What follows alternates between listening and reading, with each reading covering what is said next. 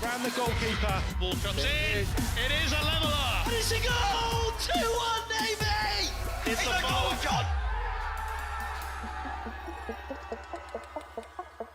Hello and welcome to Uxbridge for the title decider in this year's Men's Inter-Services Football Championships between the defending champions, the Royal Navy and the British Army. Let's start off by having a look at the story of the tournament so far.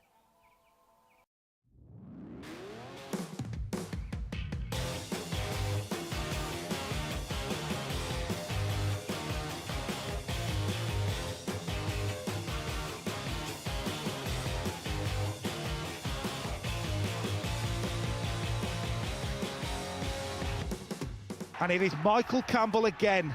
He definitely loves playing against the Army. Another goal for Michael Campbell.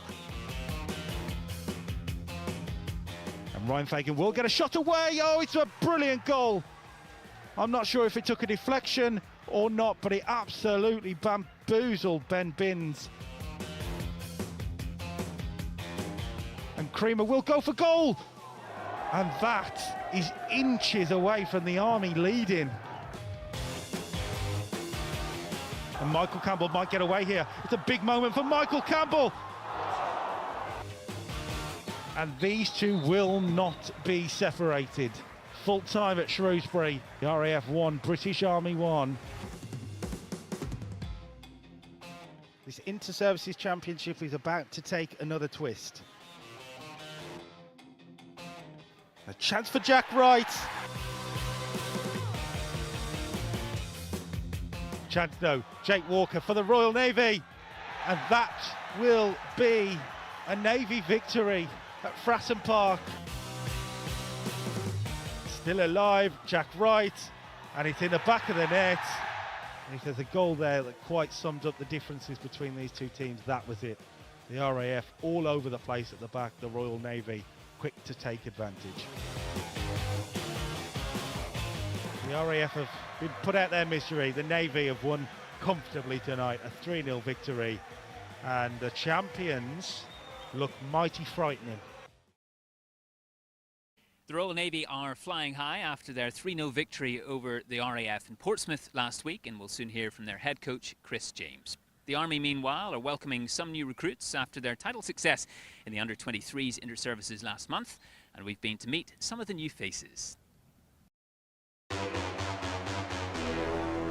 Taki runs through, gets the shot in, and he scored! Well, that is a third goal for the Army. Well, Al spoke to me on the Sunday following the big celebrations, and yeah, he had a chat with me on his way to Germany, and it helped me massively. Keith has helped me massively to progress through the football. I'm just grateful to be here, to be honest. The players like Deck, Clay, Lee, they've all helped me in my journey in becoming a better footballer.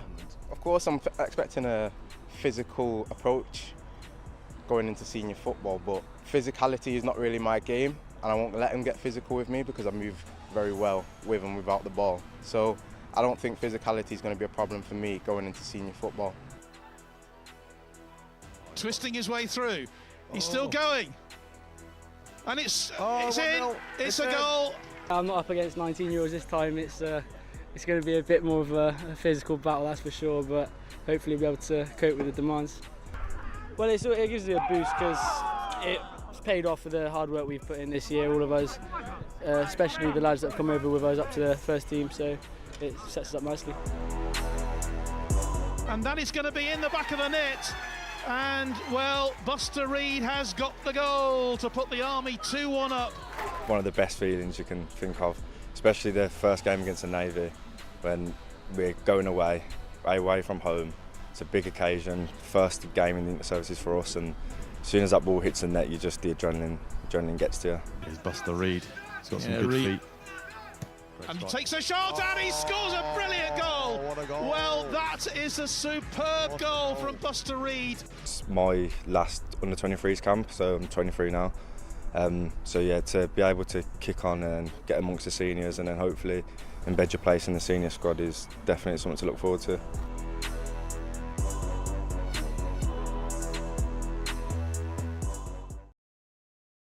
Chris, welcome to Uxbridge. Fantastic occasion this evening. How excited is the team ahead of this evening? Yeah, really excited. I'm looking forward to getting stuck into it. Obviously, it's been it feels like a long week since last week to get to the second game, and obviously for the Army even longer. So I expect both sides will be in a similar position in terms of wanting to just crack on with it and get into it now. So you train, talk, and practice a lot to get to here, and yeah, just really looking forward to getting the whistle going and seeing what happens. Well, as you say, I'm sure you wanted to continue after that 3-0 win against the RAF last week, but how much nicer is it to have two back-to-back games? You, of course, alluded to the fact the Army are having to wait that extra week. Yeah, I think I've done that as the 23s manager, and you kind of have a break and you come back to it, and then you try and get your momentum going again. So it's been good for us. We had a couple of days off after the RAF game. Boys had a bit of a break, and then back to it this week. Straight back into the good kind of vibe with the group. Really looking forward to it. So yeah, it's worked for us really well. And what are the key areas from last week's performance that you need to take into this evening? I think I liked our intensity last week. I think, as often is the case, the control in the game that we wanted probably wasn't there, so we'll ask for a little bit more from that perspective. But you understand that because it's in the services, and then there's so much weight on it, if you like. But yeah, just that intensity, retain that, keep that coming. That'll be matched by the Army side for sure, and we'll see what comes of it, basically. Well, with tonight being a title decider in the tournament, how wary are you of that Army threat, and what are the areas you're expecting them to bring plenty to the table? Yeah, I think they look really threatening in the wide areas against the RAF, particularly down the right-hand side flank. So with the overlapping fullback and the kind of tucking in winger from that side. So definitely a threat there. The number 9 up top, Turner. Big physical guy, technically good, you know, a threat in the box from those areas. So we really need to work hard to deal with that. But as I always say to the guys, that we look at that, but we worry about our own game, and we focus purely on how we can improve, how our processes, what processes we go through. And then bring our own game to this away fixture, which is a tricky fixture up at great facility, great looking pitch. So it's certainly football that can be played on this surface. So yeah, so hopefully we'll see some of that. Well, we're all looking forward to it. Very best of luck tonight. Thank you very much. Thank you. With kickoff just moments away, it's now time to join our commentary team, led by Kyle Dixon.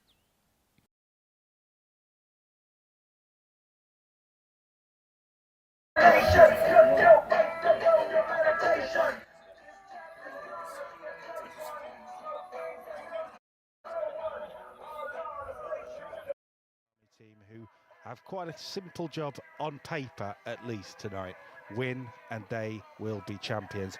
I've got Keith Emerson with me on co-coms. We will get to you as quick as we can. The players have been out very early.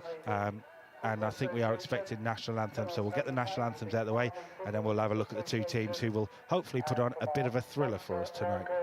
In fact, VIPs are going across. I have the VIP's name. Ash Wright is from the Rycor sponsor for the Army FA. We've got Captain John Gordon from the Royal Navy and Colonel Tony Frank from the Army. So now is probably a good idea to get through the two teams. So we'll get through them now, starting with the Army. One change from the draw against the RAF in Shrewsbury, and it's in midfield. Sean Thompson drops out, Liam Silver comes in. We're told it's tactical, nothing to do with injuries, but a fresh pair of legs in midfield, and Liam Silver gets the opportunity. But this is the team that they think will defeat the Navy tonight. Moving quickly on to the Royal Navy then, no changes. And why would you change it after the performance they put in against the RAF at Fratton Park last week? A pretty imperious performance, and it is no changes. So you'll be looking at the likes of Sanchez, Jans Baker, Manny Roche, Jake Walker, amongst others, to cause a problem. Time then, I believe, for the national anthem. Ladies and gentlemen, please be upstanding for the national anthem.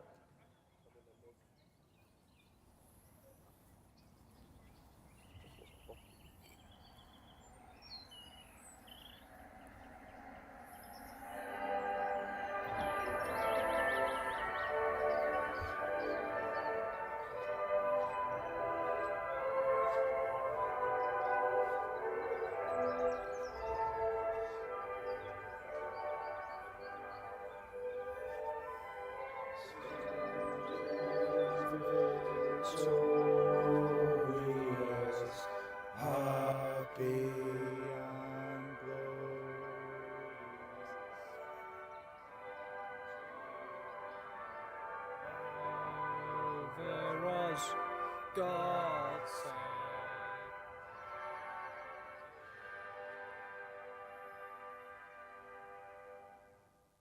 Everyone standing then for the national anthem. Even Greg Peel next to us, getting up on his feet. So credit to you, Greg. Credit. That would look difficult. Keith, I'll bring you in. This is a big night for both teams. You know, obviously, a lot of the Army boys as well with your history, but you've got a UK Armed Forces head on tonight. Getting to look at the Navy boys too. It's got all the makings of something quite dramatic, I think. Yeah, definitely. Firstly, thank you for having me. This is what we're here for, a straight shootout. The Army will have a style of play. We know the Navy are a good ball playing side. They look to try and dominate possession, so hopefully it'll be an exciting game with lots of goals. And as an impartial person watching with my UCAF head on, I'm really excited about it. Well, we know how good the Navy are. We saw that last week at Fratton Park against the RAF, and they really did sort of take some headlines, considering they were missing some key players from 2024 as well. No Elliot Holmes, no Dan Kern, no Mark Drysdale. So to put in the performance they put in last week would be even more of a confidence boost, I suppose.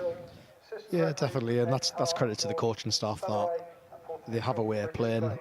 Losing big players like that who have dominated kind of their inter-services for the last couple of years and be really vital players that they can still play in the same structure they've got. And the lads have come in, especially watching the game last week, they proved how good they can be and the potential they've got for the future as well.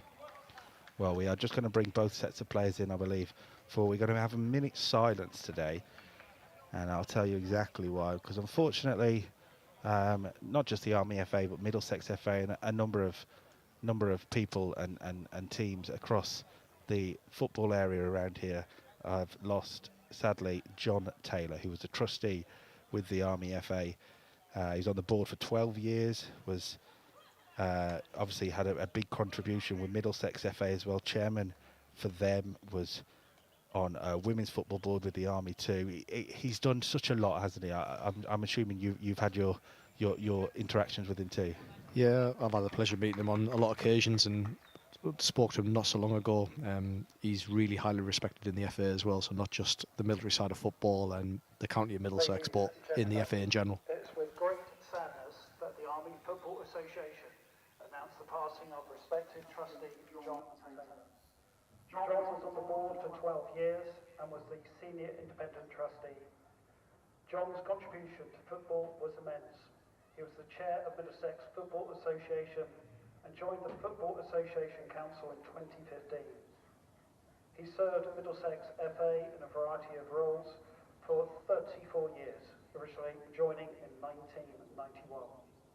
His Football Association involvement included serving on the Women's Football Board and appointing appointed onto the National Game Board in 2019. John's contribution to football has been immense, and he'll be a huge loss to so many. Calming, influential, and a listening ear, respected by all who knew him, a fountain of knowledge and experience. We send our warmest of wishes to John's wife Jill, who's also a member of the Army FA staff of 23 years, and the family. RIP John. To pay our respects to John, there will be a minute's silence upon the referee's whistle.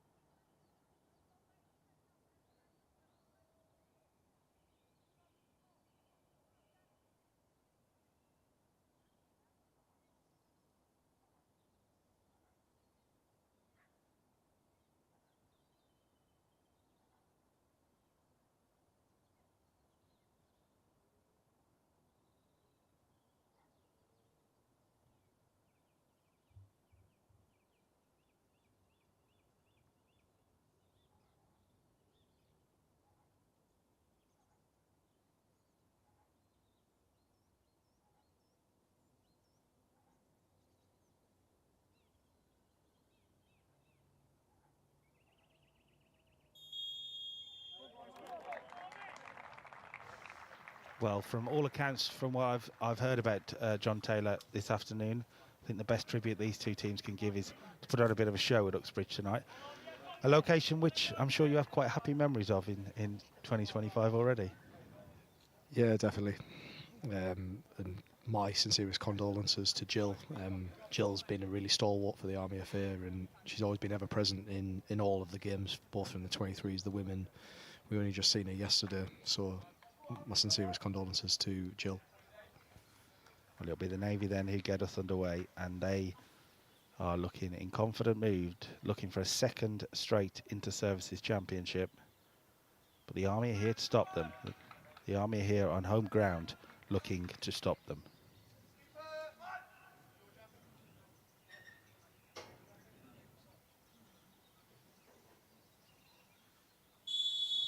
Officials just taking a moment to get all their equipment underway, and we are underway completely.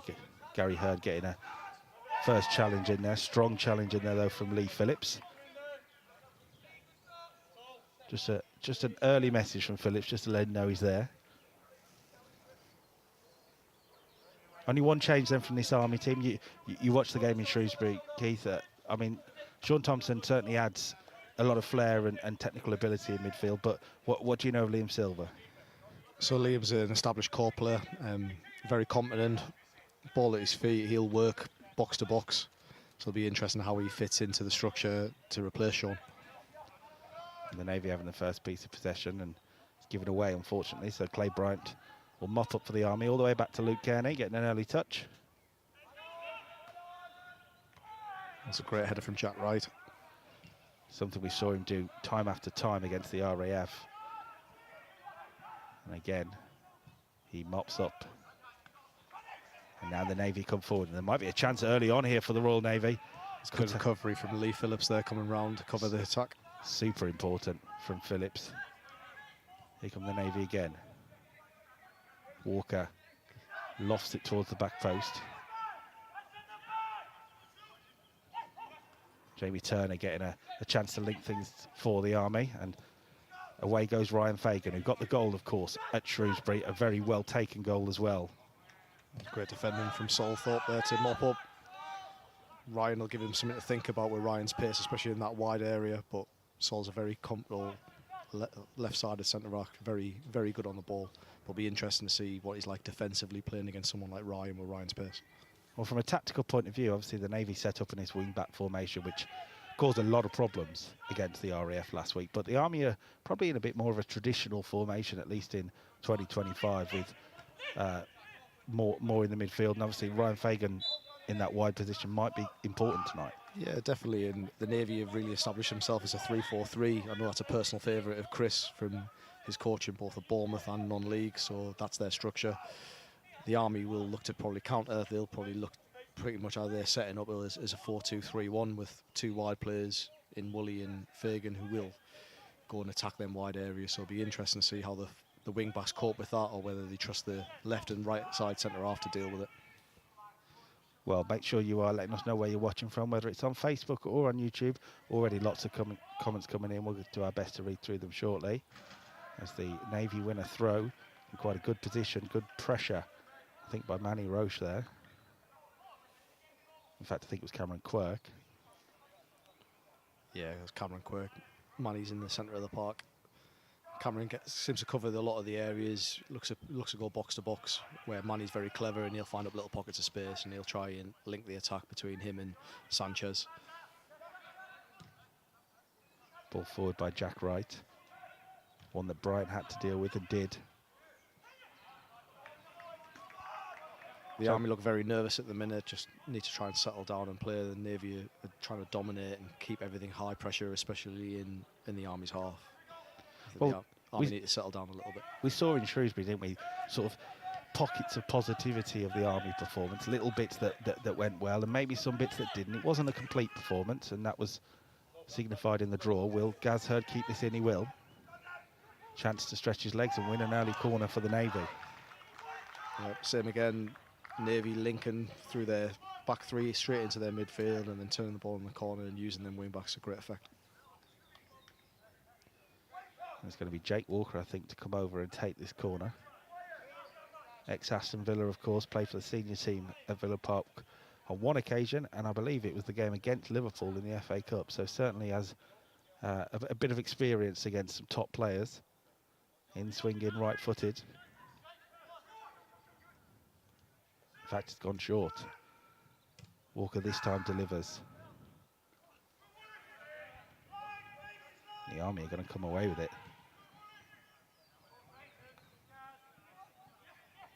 Bit of a surprise, really, after the Navy had success from set pieces last week in Fratton Park. You'd have thought that would have gone into the penalty area. No, play on, though. Yeah, definitely. I think maybe Jake would probably be disappointed with his delivery there.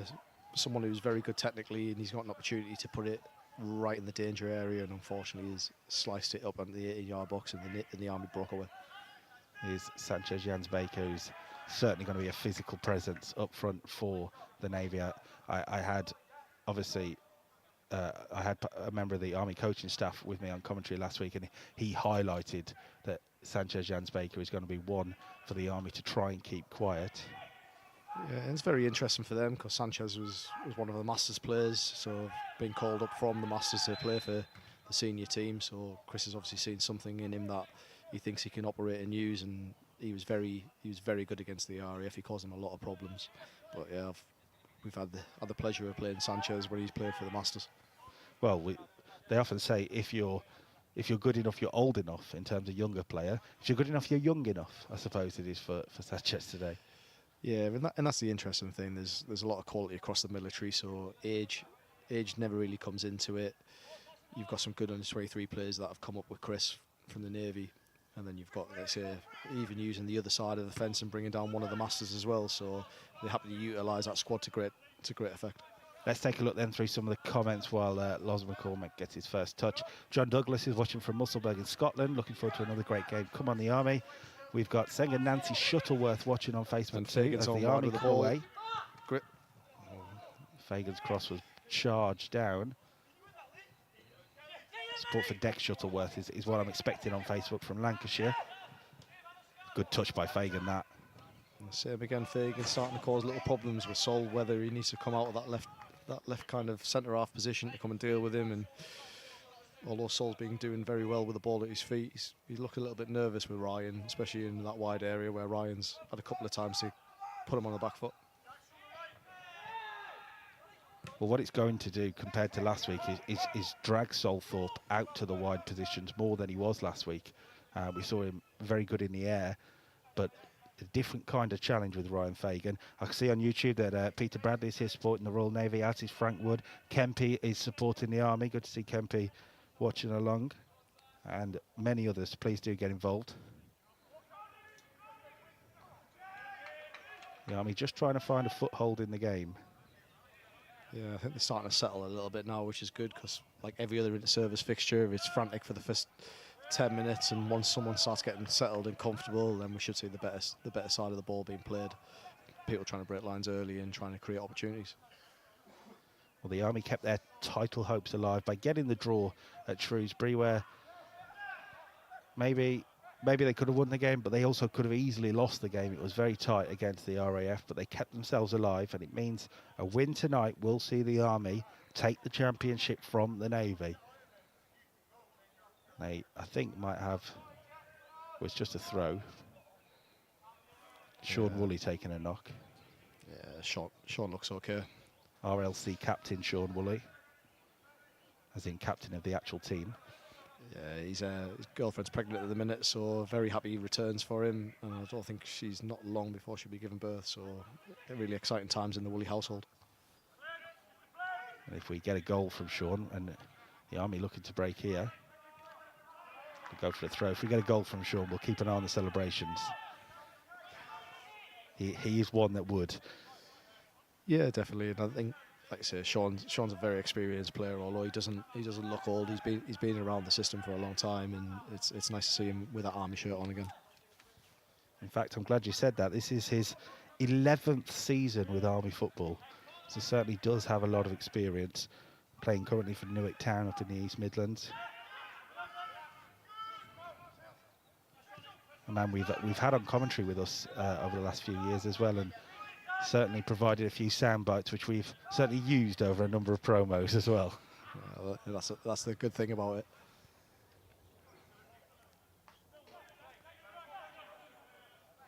The Navy then with a throw with Jake Walker. Interesting to see Jake in this wing-back position, because we saw last year he was more of a midfielder, and I think that's where his history is, but he didn't look out of place last week. No, definitely not. And when you've got someone with Jake's ability, he can slot in a lot of places. But like anything with any good coach, is where you're going to get the best out of Jake. And Chris has opted to put him in that wide area because he's seen something that's going to give him what he needs. And that's the Army, Jamie Turner, who's just offside. Good play in the middle though between Fagan and it was Lee Phillips coming forward, and of course Ryan Kenyon. Ryan Kenyon's a man that I think a lot of the Army coaches are quite excited about. And he recently joined the British Army, but he certainly made that number 10 role his own at the moment. Yeah, he's very athletic. He's very quick, covers the ground really well. So nice to see him when he's driving ball forward. Maybe doesn't link the play like many number 10s. But good crossfield pass to Gaz Hurd. First time in the game, Gaz Hurd whips it in, headed away. Good, well done from Claire Bryan, clearing the lines. And Walker gives it away under pressure from Woolley. Good commentators, Curtis, saying that he's a good technical player and he gives the ball away. Yeah. Oh, we'll get lots of them in tonight, don't you worry. Army throw then. 10 minutes into the game, just a bit of a tense opening, which is what you'd probably expect with the stakes that are on the line tonight. Manny Rochedeau with an opportunity to come forward. Now Gaz Hurd, who was, for me, probably the most dangerous player for the Navy last week in terms of the way he linked everything together on that left-hand side. Yeah, definitely. And when you've got someone like Jack Wright playing on that side, with his ability to switch the play, the operator, that's a great effect. And especially with Sol on the other side, use Jake as the wide player. Chance for Kenyon to chase this down, but McCormack will get his body across. A goal scorer against the Army last year, Jack McCormack at Fratton Park. Doesn't score many, I believe, Jack McCormack, but that's one he'll remember for the rest of his life, I'm sure. Yeah, definitely, and he's fitting himself into it, especially with Mark Drysdale, would probably be the one they'd look to start in that back three, and maybe Jack Wright would play at the centre of the three, so to see a different player operating that kind of central role is very good. Well, switch there by Sol Thorpe, headed away well by, I think, Dex Shuttleworth.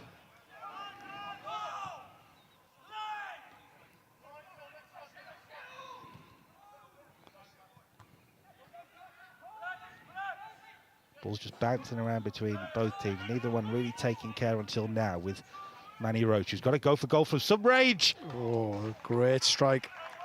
I think he just saw Luke Carey take a step forward and thought why not? I might just catch him out, and it was close to the opener. Yeah, I mean, Luke could probably say that he had that covered, but it did look like he was scrambling for a second there. I'm sure Luke would say he had it covered. Luke has everything covered. Support on YouTube for the Army. Come on, the Army. Hoping to see Dom Creamer later. Certainly a player that came off the bench against the RAF to cause a problem. So we'll see if he can do the same against the Navy. More support from Harry Webster and Shane Kenyon, who I'm assuming might be related to Ryan Kenyon, who's supporting the Army too.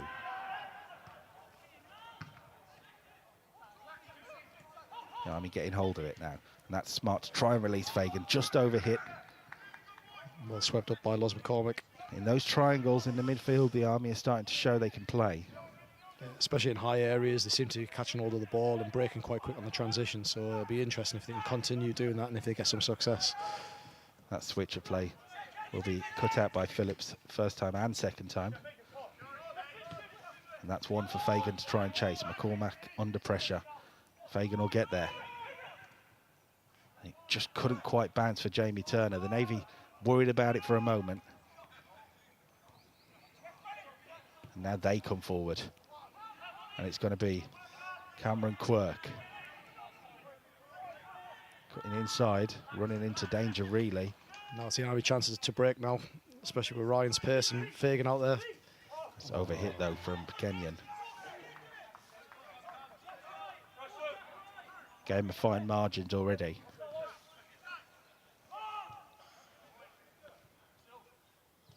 Sol Roche is supporting his brother. He says Manny Roche is going to get a goal tonight.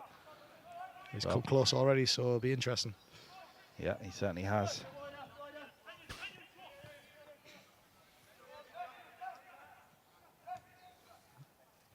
Navy trying to control a bit, trying to build a little bit now from deeper areas, so the Army are allowing them to do it.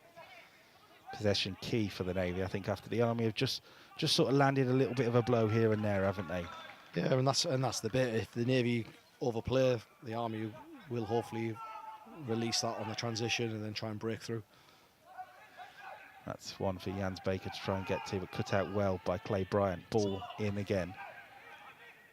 Same again. I think the centre halves aren't troubled with any crosses from deep at the minute. They seem to be dealing with it. It's where it's slightly different from last week, because the Army have two big physical centre halves, don't they, with Deck Shuttleworth and Craig Stevenson, and they are going to be more of a battle for Sanchez Jans Baker. Yeah, definitely, and I think Sanchez used his physical prowess against the RAF very well, so it'll be interesting in how he fares up against, like you say, two more physical centre halves rather than ball playing centre halves. Scott Jackson's watching on Facebook, who was, of course, referee for the opening game in the men's championship at Shrewsbury, Football League referee and a Royal Navy supporter tonight, I'm sure. Says good evening to us both. Great coverage once again. Great to hear Keith on comms. Don't get too comfy though. He's after the mic again, I'm afraid. Referees love a talk, so he can have it. It'll be good to get Scott back on soon, I'm sure.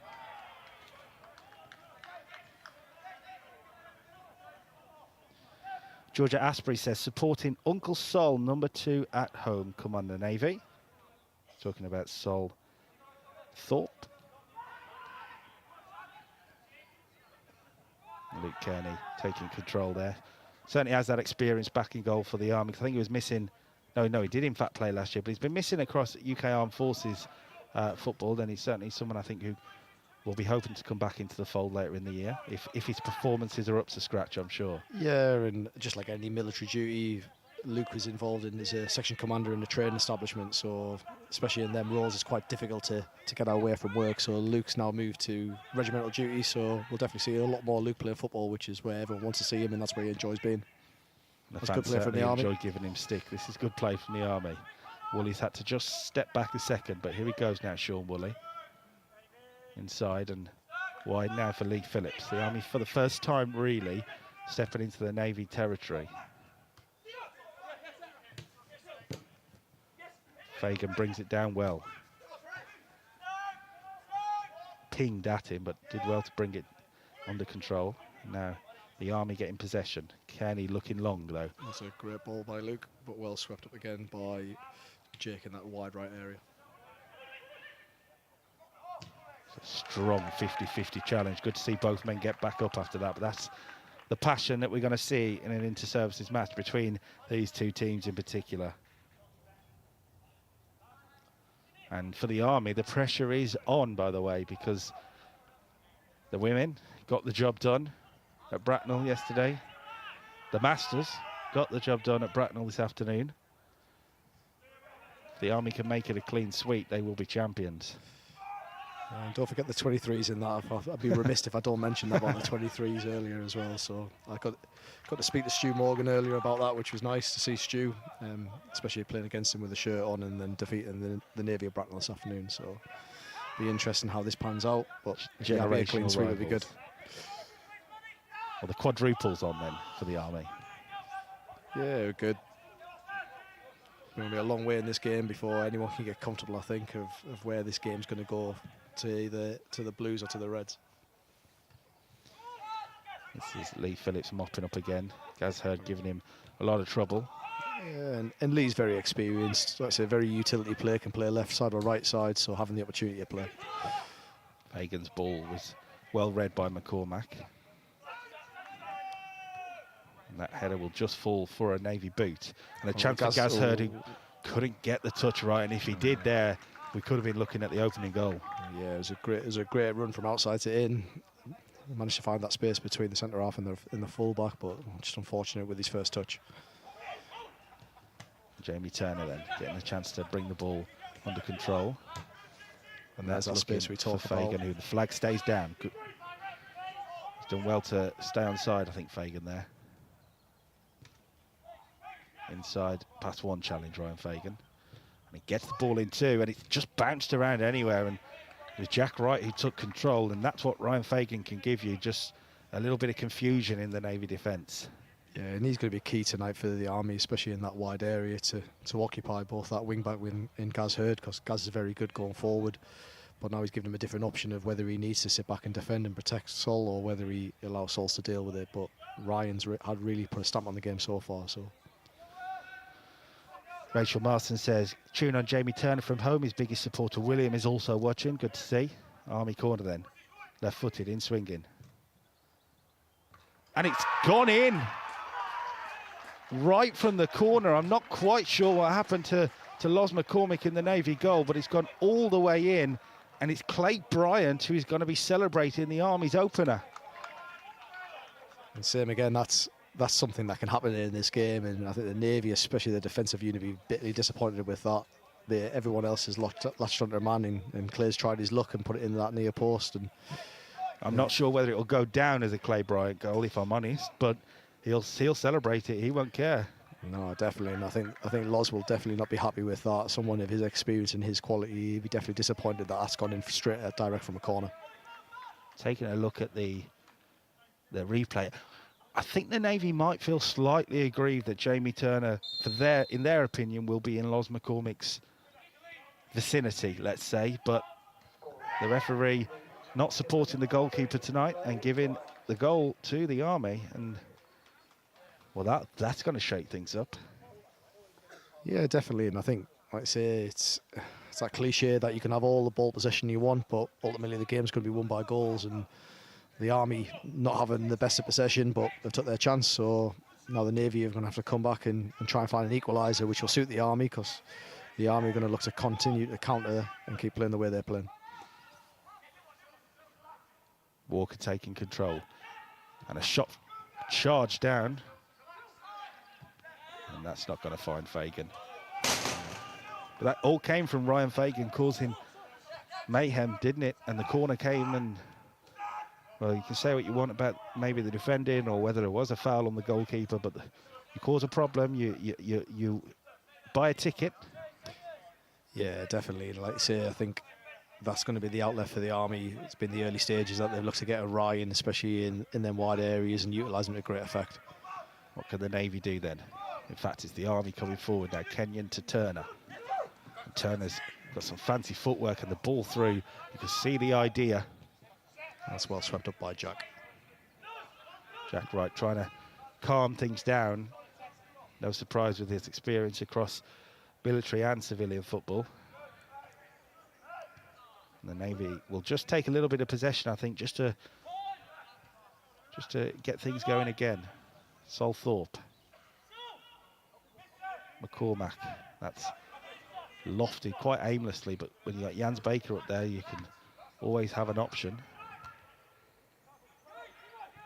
Now Jake Walker's got time to come forward. A goal scorer last week against the RAF.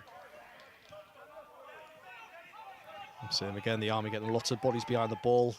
Let the Navy have it deep, and then start to creep up as the ball starts coming in. So a long sweep again from Sol. You will see a lot of that tonight with Sol's ability to go from the left-hand side all the way across.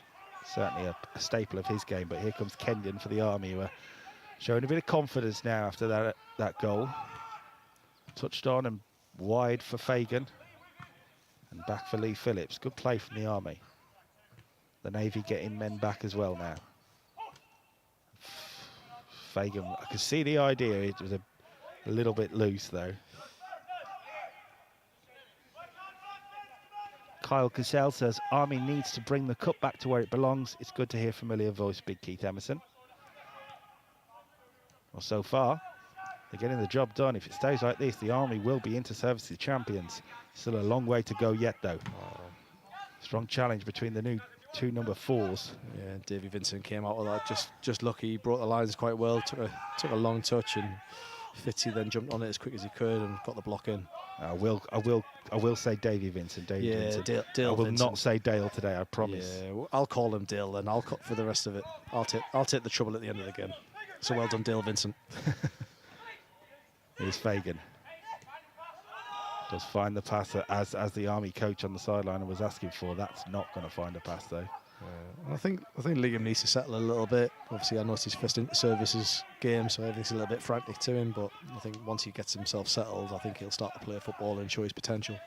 At the minute, he's been a little bit rash with his passing ability. He's certainly an attacking change in a way for Liam Silver, because he can play midfield, but he also quite likes going up front, I think. Royal Engineer, and also, we're told, a potential penalty taker if it comes to it. So he'll have to fight Luke Kearney for that, I would have thought. Luke Kearney obviously will be putting his hand up for a penalty if the one comes. The Army had to deal with the bounce there and did well. And Deck got away with it there. Immediately they're looking for Fagan again. Solthorpe did well to deny it, and now a little bit of space. And these are the pockets that Manny picks up. Manny's very clever at finding them little areas to play. Jans Baker just slowed it down a little, but gets it back to Manny Roche.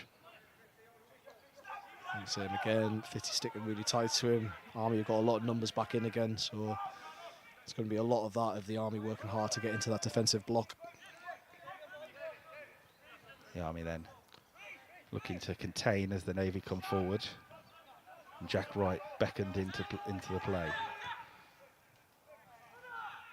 To no real result, and the Navy might be a little bit frustrated with how this first 25 minutes has worked out. They've certainly had some options and some good opportunities, but a goal down now and just showing a little bit of frustration.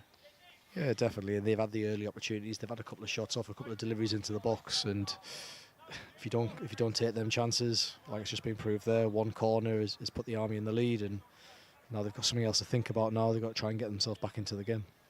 Hannah Bradley says, be strange not seeing any Pete Bradley tackles tonight. Certainly. And yes, support for Dex Shuttleworth up in Lancashire, supported by his boys Theo and baby Freddie. Come on, the Army. Well, that household will be happy if it stays like this, because Dex Shuttleworth as captain would be the man lifting the trophy. The Army have a bit of possession with the throw.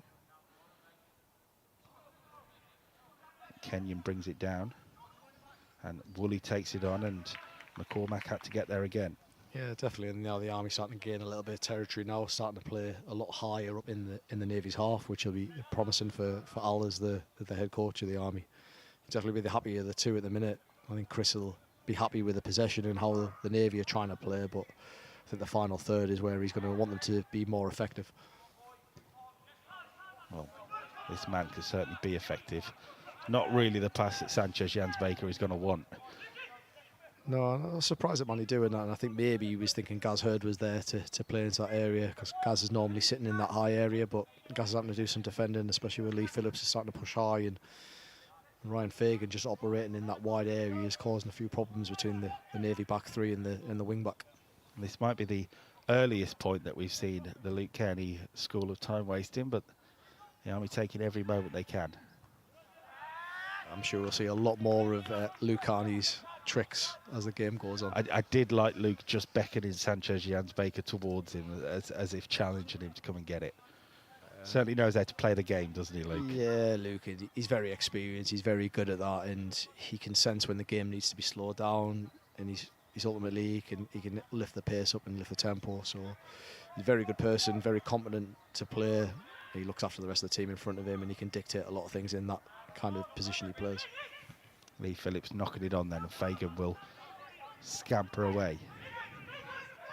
Slips but keeps hold of it and gets the turn. Shot off. It's a shot deflected, and well, it could have bounced anywhere. I think it bounced off the back of Jamie Turner, and I think it would have been his goal, but that's him again. He seems to be causing problems, and the Navy have allowed him to turn. I think his eyes lit up there, and it was almost a carbon copy of the goal in RAF against the RAF with the way he turned onto the left foot, and you do wonder if the Navy can give him that much space again. Support for Lee Phillips on YouTube, all supporting from Kenningworth from the Mills. Jans Baker does win the header. It's good play from Silver though. And away goes Jamie Turner, Kenyon and Fagan in the penalty area. It's Manny Roche back there doing some defending.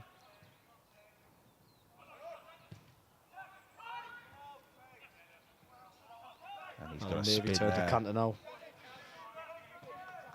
That's great recovery from Ryan Kenyon to get back and defend.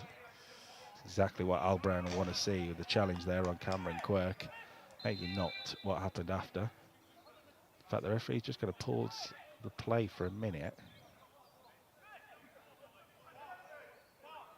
Trying to figure out what is going on. I think there's just a word to Sean Woolley. There's maybe something after the ball that Sean's done that the referee's not happy with, but quick stern word and away we go again. I don't think Sean's any stranger to talking himself into trouble on the pitch either, so we'll have to keep an eye on that one. So again, the Navy looking to keep the ball and looking to build deep, and the Army are quite happy to let them do so.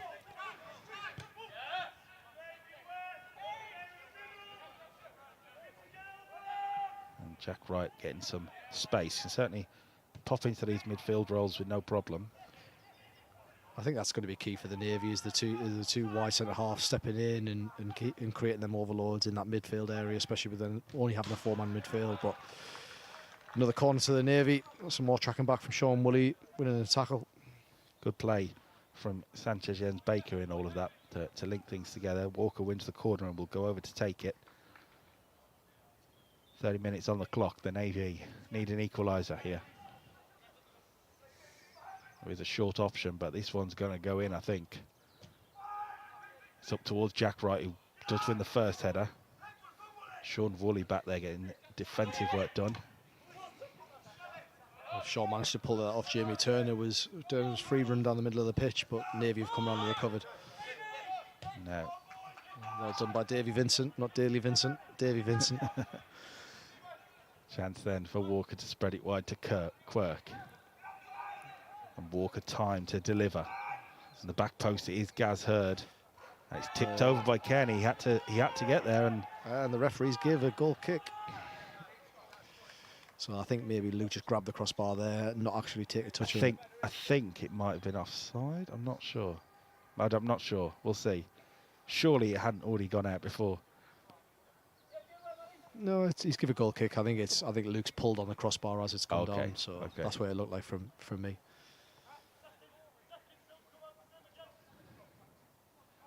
Kenny then to take the goal kick.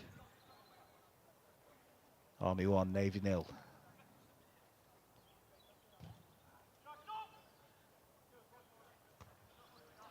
So another great win by Jack. I think every time if you put that ball in the air, Jack's going to thrive on that kind of angle of being able to come and attack the ball, especially with that hairline of his. You had to get that in, didn't you? There'll be a few I've got to get in tonight. Unfortunately, I've known Jack a while, followed him a lot through kind of non-league football. He's played at kind of previous clubs I've played at, so it's nice to see him in his final game, and he'll want a positive outcome of his final game before he exits the service. But at the minute, the Army are going to make that hard. Currently, Manny Roach is down, struggling, but the Army are continuing to play. Woolley then driving forward and getting away from one and getting away from two. The ball in with the left foot will cause a problem. And Salthorpe has not managed to keep it in. The Navy, a bit more frustration there. Good play from Woolley on the left. That's what he can give you. Yeah, and that's what Woolley does. Woolley can be quiet in a lot of games, but you give him a chance, and Woolley's got the ability to go past people and especially deliver a ball. It still looks like Manny is struggling, so I'm not too sure if the Navy are going to get someone to have a look at him. He seems to be hobbling a bit. It's gonna take something serious to get Manny off this field, though. I would say I'm not at 1-0 down as well. He will want to be the one to bring his team back into it. He gets into the penalty area to do some defending. As once again, Clay Bryant goes over to take the corner, and you have to wonder, you got to try it again, surely. Does go to that near post, headed away this time by Rhys Thomas. Fagan couldn't get that right. Chance for Navy to break. Big throw out this time. I think it's probably the wrong option, but Kenyon gets out a second attempt, and well, the Army keep hold of it despite bashing into each other and spread it wide for Fagan, and he's one-on-one here with Salthorpe. And Fagan inside onto the left foot will go for goal, and that is inches from 2-0 to the Army. Same again, Ryan Fagan is going to do this all night, and I think he's making Sol very uncomfortable, especially with Sol playing with his back to goal. Ryan has the ability to go down the left, down the right, but he'll always look to cut in on that left foot of his, and that was inches wide. Such a bonus, isn't it, for the Army to have a two-footed player in that position? Because you're right, Salthorpe doesn't know where to send him wide, doesn't know where to let him come inside. Either he's a bit of a danger. Yeah, definitely. And from the kind of comfortable game that Sol had last week against the RAF, he seems to be under a lot of pressure. He looks very uncomfortable at the minute, which is quite surprising for someone who played so well last week. Well, there was a bit of a high foot in there, and the Army will have the free kick. And with Luke Kearney's kicking ability, it's a chance actually for them just to load the box a little bit. Well, Luke will take every yard he can. Yeah, so they've only sent one of the centre halves up through Steve O. They've left Deck Shuttleworth at the back. It's bouncing around in there. Navy do clear though. And that's smart from touch by Quirk. Cameron. And Sanchez Baker will chase. Luke Kearney coming out doing a good sweeping up job. And that's great from Luke Kearney, the fact of that he stepped in, he's read that early, and he has the composure then to just step in and then look to play the ball. But now we go on the Navy on the attack in the wide area. Quirk looking dangerous. And a ball across on Jans Baker was inches away. It'll still be there with Manny Roche. Shot blocked. And that's great defending again. Liam Silver getting back this time, but the Navy have proven that they've got the ability to then turn that on and got themselves in a good wide area, and they'll be disappointed that they didn't get on the end of that earlier. Roach is balling with the left foot. Kearney claims. That's a catch and practice for Luke, and I think Manny looks like he's struggling a little bit. Well, Diana Roach is watching along on Facebook, willing for no injuries for Manny. Hopefully he's able to run off whatever issue he had or has. Charged down well there from the Army number 10, Ryan Kenyon. Good foot race between Jack Wright and Ryan. Ryan's got a lot of pace, but so has Jack, so matched himself, got round and cover, and now it's a Navy throw.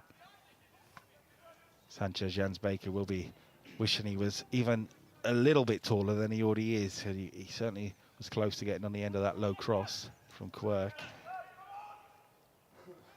Maybe he had size 15 feet, he might have been all right. He could have got his toe on it.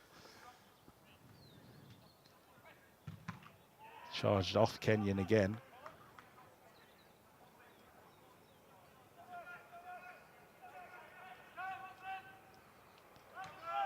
Navy coming forward with Quirk again. He certainly seems to be causing a problem. They want a handball and they get a handball against Deck Shuttleworth. Now the Army feel that was a push in the back, but right in front of the assistant referee. Yeah, I think they could be aggrieved about it, but I think that's just good forward play. Just giving them that little slight nudge just to put him off. Well, when you do it right in front of Ed Tarr over there, the RAF assistant referees, kind of gonna give that one. And Martin Mitchell backs him up. It'll be a free kick to the Navy, and a chance now, with under 10 minutes to go till half time, to get back into this game for the champions. And everyone's back from the Army, not leaving anyone up front for this, so they're going to try and protect the box. It's going to be Manny Roach. The big men are up. It's a poor delivery for Manny standards. Hurd back in there. And that'll be cleared too. Do wonder if Manny's just suffering a little bit and whether he possibly shouldn't be taking set pieces like that. It doesn't look like he's running very well at the minute, so hopefully whatever injury he has got, he managed to shake it off, because what we want to see is the best players playing in the game. We don't want to lose someone early due to an injury. Well, Lee Phillips will get clear for the Army, and that's one for Turner to put McCormack under pressure. And once again, Turner will chase this down. Bit of a push in the back, it looked like, but there, Martin Mitchell. As a defender, I'd be happy doing something like that. So I'd say great defending, but I'd say it's a foul, because obviously I've got allegiances to the Army as well. The Navy will come forward with it. And Jake Walker inside to Thomas. Gaz Hurd with a bit of space on this left-hand side, but he'll go inside. Great touch by Davy Vincent to pick himself in that area as well. Now Hurd whips it in, headed away well though. Same again, delivering balls into areas where the Army have got 3 or 4 people already set to defend it. No, it's not going to be a foul, but a chance for Vincent maybe to get a shot away. Important block. It's a great block by Deck Shuttleworth to be in that area, to be able to block that. I think Davy's eyes would have lit up, opening up onto that right foot of his to be able to try and bend it in that bottom corner. Walker's ball in, that'll be another corner. And Navy getting a little bit of foothold in the game now, starting to apply a little bit more pressure. Just starting to ramp it up a little bit, aren't they, Chris James' team? I think there was a shout out there, by the way, about Sanchez Jans Baker getting across his defender, because they've put a good few balls in, but as you say, that striker hasn't got across the defender and got on the end of it. Before you go into that, I just want to mention Danny Kerr. Excellent comms, gents. Great to see Keith involved. Gutted on that play in. Corner in. I'm sure the Navy are gutted that you're not there, Danny. Wish you and the family all the best, mate. I think we're all gutted. It's always good to see Danny Kerr out in the field. Janet Turner is also supporting her son, Jamie Turner. Up towards Jans Baker. It's a great win again from Steve. I think the Army are going to be very comfortable having that ball played up in the air, especially with the 2 centre-halves. So the Navy are going to have to try and find a different way to kind of combat against that. That's into Turner. And Fagan's away. Off he goes, but his touch was just a little loose. It's a little heavy from Ryan there, especially it seemed to open up for him, so he'd be disappointed with that.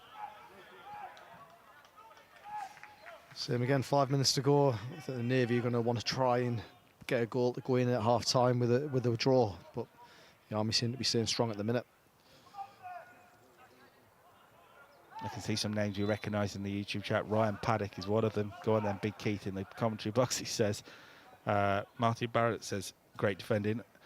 Michael Woolley is supporting Baby Sean. He said Baby Sean, so I can repeat that. And we're hoping Manny Roche will be fine. Vincent then. Same again, that Army low block sitting being very resolute at the minute.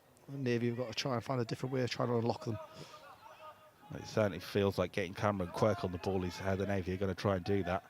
Here's Thomas. And Solthorpe. Jack Wright into the penalty area, deflected, headed down. A bit of space for Roche to hit it. Manny would be disappointed with that. He's got himself into a good area there and he's took a great touch. Just maybe snatched at it.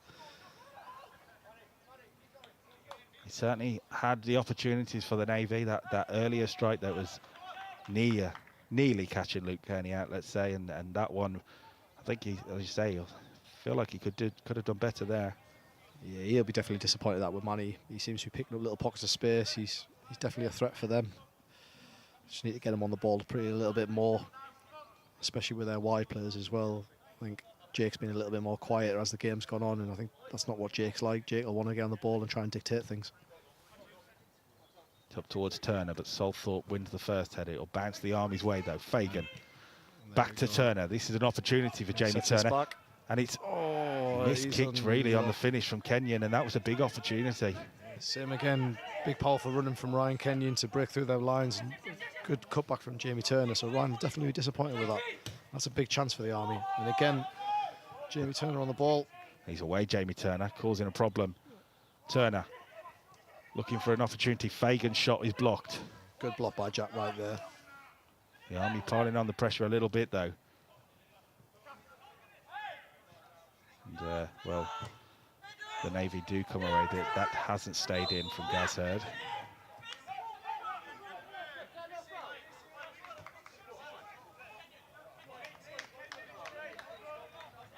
The Army team are loud at the moment, and that shows a team that are confident. Yeah, definitely. I think the Navy are starting to get a little bit frustrated, and I think that's only going to play into the Army's advantage. Phillips then to take the throw. Just a couple of minutes left in this first half. Into the feet of Turner, or the chest. Salthorpe doing the defending. He'll come back the Army's way. Phillips will look into the penalty area. Sean Woolley looking to challenge the keeper, but good claim by Loz McCormick. Yeah, good catch in practice for Loz there. He'll be very comfortable of that ball just being played in the air for that long. And the Navy give it away though, Jack Wright and... So just a bit of miscommunication between Jack and Jake out there. It's quite surprising with two really experienced players. I think the Army now will try and slow things down to try and just kill some of the time to get in at half time.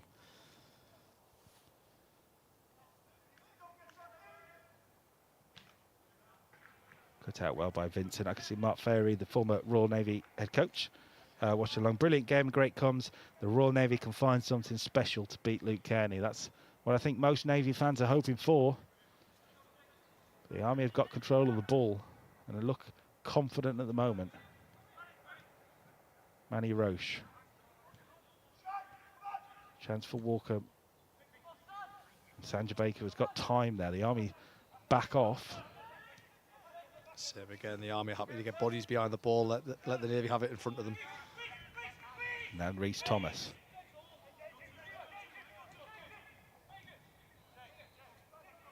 Approaching 45 minutes on the clock, and the Navy need to just ramp this up a little bit if they're going to get a goal before half time. I think there's going to be 1 minute of added time. Manny Roche twisting and turning, but falling into the Army's defence. There's that confirmation. Fagan onto Turner, and Fagan wants it back, and Fagan will chase that down. He's a bit wider than he wanted. Let's get covering from Jack right now to put him under pressure. And that's going to be an Army throw right in the corner.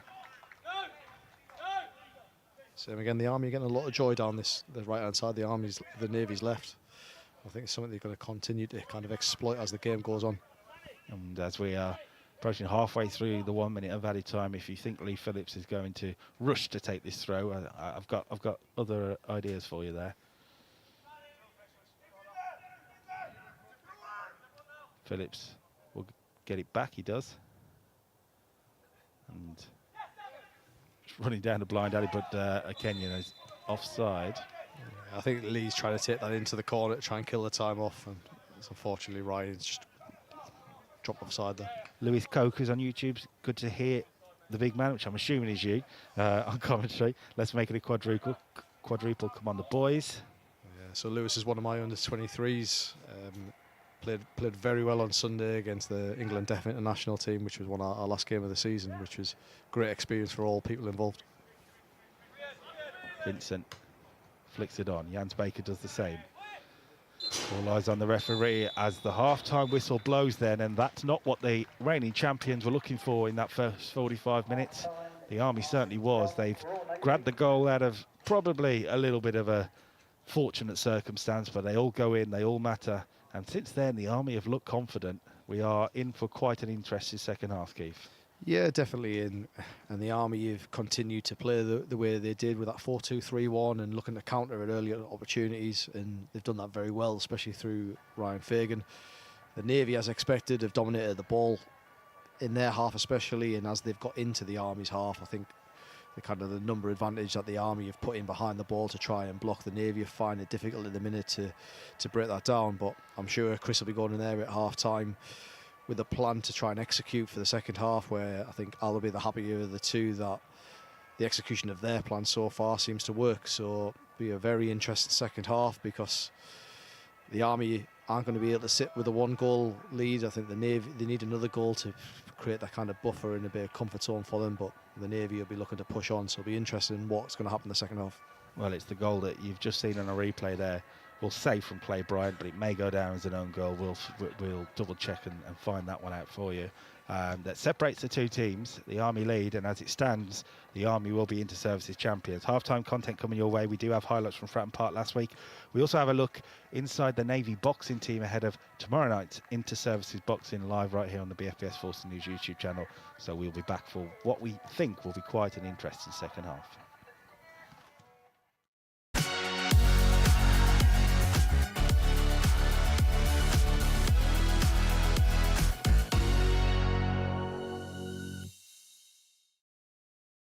This Inter-Services Championship is about to take another twist. After match week 1, we kind of don't really know where it's going to land at the moment still. It's still up in the air. What can the Navy do as they arrive into the tournament? And as we mentioned, for the RAF, must-win circumstances at Fratton Park. Georgia Asprey says, have a good game, Uncle Sol. Hope you score for your new baby, Jude. Love from Solomon. Good to see family watching along as well. Keep the kids up for this one. Here's Aaron Hyatt. First real time we've seen him on the ball, it feels like. And the RAF might just need a moment of possession. That's over for Campbell, who will push the lines. And actually, Michael Campbell into the penalty area. First big chance, and Lawrence McCormick stands tall for the Navy. All of a sudden, a little bit of pace in the game. That's a late challenge in there, though. Sam Rawlins, and I think that might be the first booking too.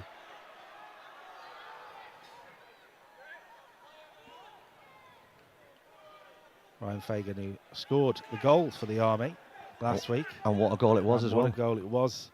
Completely confused the RAF keeper, Ben Binns. Here's the Navy coming forward. He's done well there, Hurd, and he's won a free kick.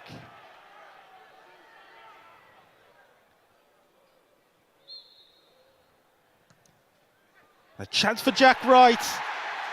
And we said, could they punish them? The Navy do. And it is that man, Jack Wright, who loves a goal from a set piece. Really good ball in, run across the goalkeeper. And Jack Wright is there to nod past Ben Binns.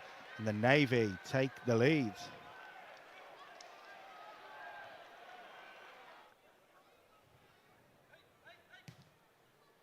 And the ball in.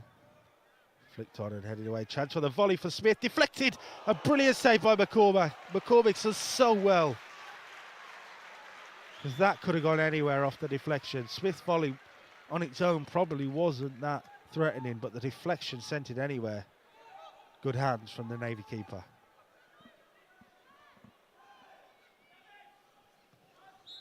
And that is the final moment of the first half too. Pretty much sums it up.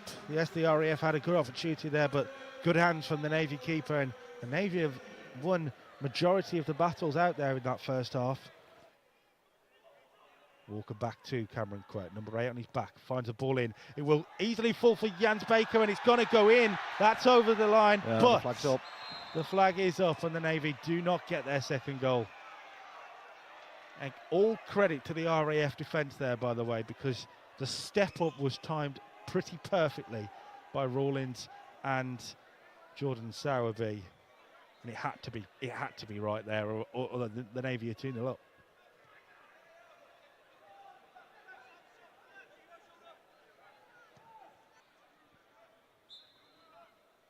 Sol thought then to take this free kick for the Navy as we approach the final 10 minutes. Manny Roche has tried to hold it up there, wasn't able to. Good header by Jack Wright again. Manny Roche has gone down, and Phil Brice just pinged it off him. Chance though, Jake Walker for the Royal Navy. And that will be A Navy victory at Fratton Park. A hugely important goal really for the stake of the title race. Jake Walker provides that composure, and the Royal Navy have what surely is now the win against the RAF. Walker, the whip it in. Ben Binns has come, not got anywhere near it again, and it's still alive. Jack Wright, and it's in the back of the net. The Navy have the third. I think it's the substitute, Dan Greet, who might have got a first ever Royal Navy goal off the bench. A pretty perfect night in the end for the senior service. And if there's a goal there that quite summed up the differences between these two teams, that was it. The RAF all over the place at the back, the Royal Navy quick to take advantage. As the time ticks over the 5th of the additional minutes. There we go. The RAF have been put out their misery. The Navy have won comfortably tonight, a 3-0 victory. And the champions look mighty frightening.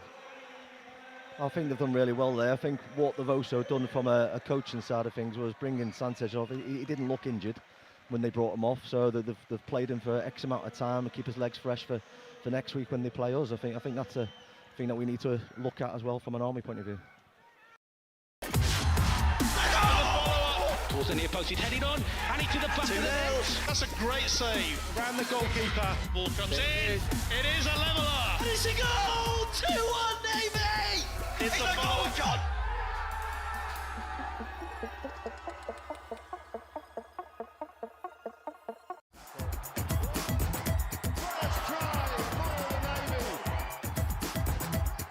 Has he got in there? Yes, he has. Navy have the try, and that was great work from them.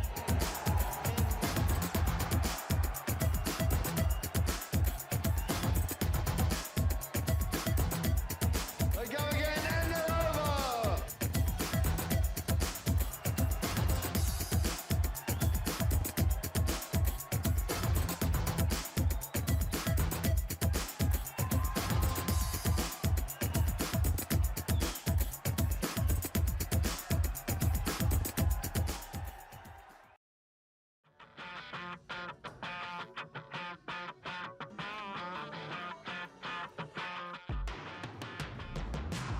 We're looking well this year. We've had quite a few injuries, and because we're operational, we've had a few people not been able to be released. Our captain's not been released, but we've got 4 good entries going in.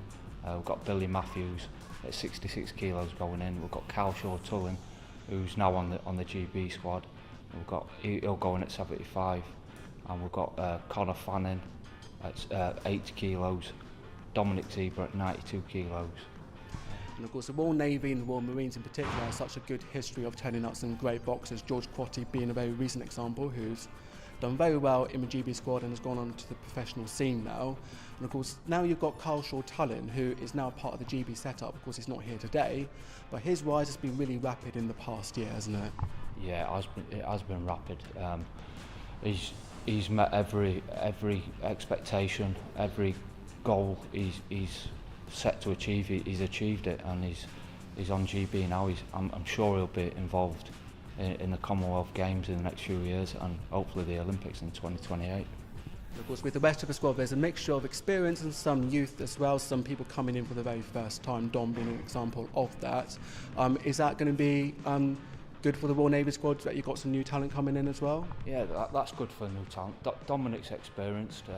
He only boxes the best because he's had 20 odd bouts. He won a Haringey Box Cup in 2018, and he joined the Royal Marines. He got straight on the squad, and he's impressed in training. So hopefully we can keep that going forward. He'll be one for the future team in the future. Yeah, I can't wait. Yeah, prep's been amazing. No, we've been putting over 3 months hard work, a lot of sparring up and down the country. So I feel ready. Yeah, can't wait. And of course, you're facing the same opponent you faced last year, Cam Lewis. He beat you last year. Does that bring you extra motivation coming into this year to go one better this year? Yeah, absolutely. It was a good fight last year, to be fair. He took me by surprise. just help me prepare harder and work harder this time around. So yeah, I think it'll be a really good fight. Of course, the Inter-Services is always such a big, lively event. Very well turned out every year. Are you much looking forward to it again this year? Yeah, it's always a good atmosphere. It's always a really good show. It's always set up nice. It's always something good to box on, so I'm looking forward to it. Of course, you've been a part of the Royal Navy setup for quite a few years now. What are your hopes for the future going forward? Yeah, so the big one to win a national title, it's always going to be that. And from that, I'd love to get an England vest, go international, and then from there, we'll see what happens after that.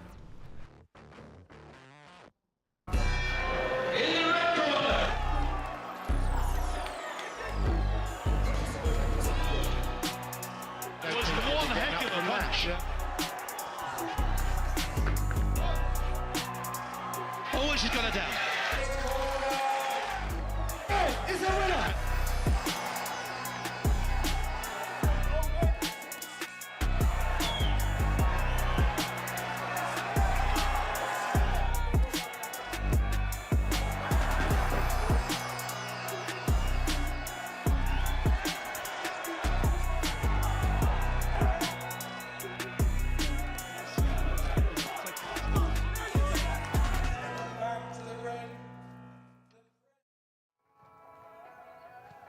Well, that certainly looks like something special brewing tomorrow night in the Inter-Services Boxing Championship. Will the Army retain their championship, or will one of the two services take it from them? We'll find out tomorrow night, live here on the BFBS Force News YouTube channel. Welcome back then to Uxbridge Football Club, where as it stands, the British Army will be Inter-Services champions. They lead by a 0-0 against the Navy, so work to do for Chris James's team. Let's take a look at the goal then that separates the two teams, and it's quite an interesting one. It's not one you see every day. Clay Bryant's corner in, and well, Los McCormick hasn't quite got it right there. As I mentioned, he might feel like he's been fouled, but the referee didn't agree, and it was an Army goal. There's also some chances as well throughout the game for both teams. I think Manny Roche went close early on, and well, both teams had opportunities. Certainly Ryan Fagan was one that the Army will look to get chances in this second half too. But as it stands, the Army lead by a 0-0, and if Fagan can get it right in the second half, or maybe Manny Roche for the Royal Navy, we'll get more goals, more drama, and who knows what will happen in the fate of the Inter-Services Championship, because the men's title will be decided tonight. The women's title will be decided next week in Lincoln. The Army put a good showing on yesterday in Bracknell and have put themselves in pole position for the championship. They need just a draw to be champions in the women's competition. We'll find out what happens live next week. The Royal Navy are out in front of us. You may be able to see the Navy back out. And Keith, you've joined us again. The Navy out first, probably giving them a little bit of a kick. Actually, there's a job to do for these boys in the second half. Yeah, definitely, and I think the point's going to be clear for them. They need a goal now, so be interesting whether they stick or twist, whether they continue to play the way they play, or whether they're going to try something different as they try and unlock this kind of the block that the Army have put in. Well, we know that the Army have to win. They're in that position. They're winning. But for the Navy, just a draw, and you're at that sort of position in the game. I know the Navy will want to win, and I understand that, but you're in that position. You just got to nick something in the second half, haven't you? Yeah, definitely, and this is Inter-Services football, isn't it? It's if you don't take your chances, all it needs is that one bit of magic, and that can change the whole game. And the Army probably didn't dominate early. The Navy kind of dominated the possession early, but the Army had one chance, they've took it, and they've gone in being the happier at half-time. So they'll look to continue what they're doing. I think constantly trying to hit them on the break, and the Navy are going to have to try something a little bit different, especially in their kind of attacking third, where they could probably do a lot more than unlocking this Army block, where they're very comfortable on possession, they're moving the ball very well, but they're going to have to come up with something a little bit different, some different combinations of how they can break through that defensive line. Well, we'll keep an eye out for changes, but obviously the Navy played last week, and look, in services football, the minutes start to add up on these legs for players who might not necessarily be playing week in, week out as well. So we'll keep an eye on changes, but it doesn't look like there'll be any at half-time. The Navy may look, though, for Dan Greet, number 14, off the bench, who came off to score against the RAF last week. So if they need a goal, certainly Dan Greet will be one of them. And I should mention this now. Last week I said Dan Greet, we were given misinformation. We were told it was his first inter-services, and we thought it was his first inter-services goal. It's actually his third inter-services, and he won the championship with them last year. So Dan, I apologise now. I'll say that. But we gave you credit for the goal at least, so we didn't get it all wrong. The Army then looked to get us underway, leading by a goal to nil. And I'd imagine the message from Al Brown would have been, stay calm, stay composed, keep doing what you're doing, and everything will be okay. Always famous last words, isn't it? It's, you're going at 1-0 and you're kind of happy, but you can't be comfortable with it. So I'm sure he's going to want a little bit more out of his side, especially to try and turn that ball over in high areas and try and punish the Navy. Right, back to Kenny then for the first long ball in the second half, up towards Kenyon, and Jack Wright wins the header. Kenyon challenging again, and that looked like a foul, and was. Yeah, definitely a foul. That was quite naive from Jack. I think he's got up early, he's won the first one, and I think as it's bounced, it's not really what Jack would do. I thought Jack would have just let them have it and then picked up the seconds off that. I'd imagine if Chris James has given them a message at half-time to improve in certain areas, that's not what he'll want to see, and probably a bit of a shake of the head on the bench there, but it'll be an Army free kick in a really good position, by the way. Sean Woolley's immediately put the ball down. He is going to have to wait for Ryan Kenyon to have a bit of treatment, but certainly this is Woolley territory, isn't it? Yeah, definitely. And over the years, I've seen Sean score from this area, so it'll be very interesting of where he's going to go, whether he's going to go over the wall or he's going to go around the wall. And I'm sure Loz is going to try and set his wall as best he can to make sure that he limits going over the back of that. So, well, it's a big wall. Jans Baker in there as well. Davy Vincent certainly can provide a block there too, but it will be Woolley. Big moment really in the start of the second half. A big chance for the Army to take a 2-goal lead. Sean Woolley, number 11 on his back, fires it straight into that big Navy wall. Sean will be disappointed with that, but now Clay Bryant's got a chance now to deliver it. And Bryant has overhit that one. And that's unlucky. Definitely, Sean knows his ability in them areas, and I think he'd be disappointed that he didn't manage to get it over the wall, but well done to the Navy wall that decided to jump and put that block in. Well, if you're watching on Facebook or on YouTube, please do let us know where you're watching from, who you're supporting, and what you'd like to see from tonight's Inter-Services action. Whether you are a celebrating Army supporter at the moment or a little bit of a nervous Navy supporter. Can the Navy do something to change that? Jake Walker, looking for an option really, drives inside and finds, well, looking for Jans Baker, cut out by Bryant, who I will say, after looking closely at half-time, we're going to give it to Clay Bryant, the goal. It looked like it was probably going in before McCormick got any sort of touch on it. So we'll be generous in giving the goal. We want to see players get the goals, don't we? Yeah, I'm different. My viewpoint's different, but hey, the Army will rather have the goal than, I'm sure Loz wouldn't want that chalked up as no goal in his car. I'm sure Al Brown doesn't care who gets the name on it, I'm sure. And there's Bryant getting it forward, one for Kenyon to chase. McCormack getting a little bit of a, I'm not going to call it a push, but clever body work, we'll say, for Jack McCormack. No, definitely. I think Jack's got him into an area where he's been comfortable to deal with it. I see Carl Milgate watching on Facebook, who joined me for comms yesterday. Good to see you, Carl.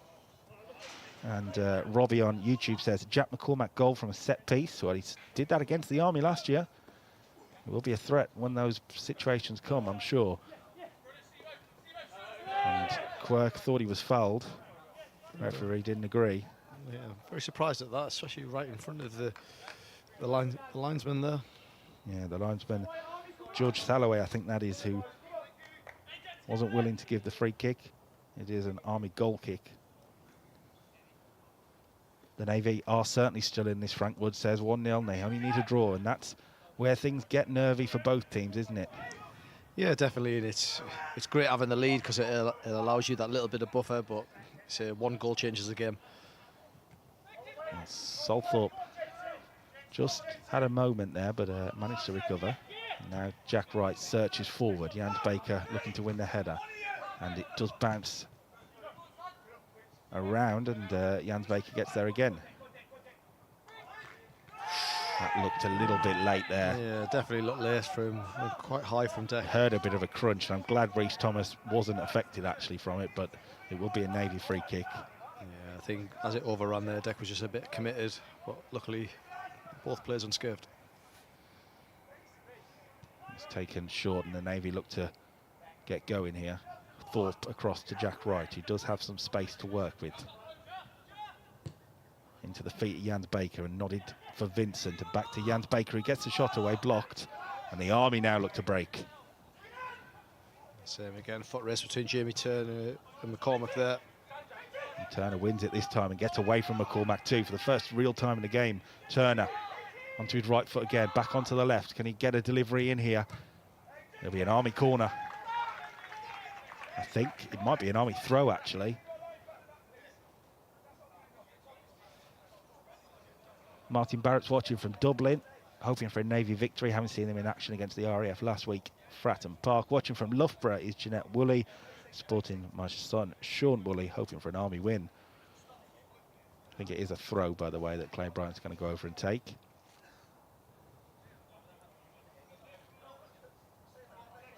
Fitzmaurice and others looking for options, and that's mishit by Bryant.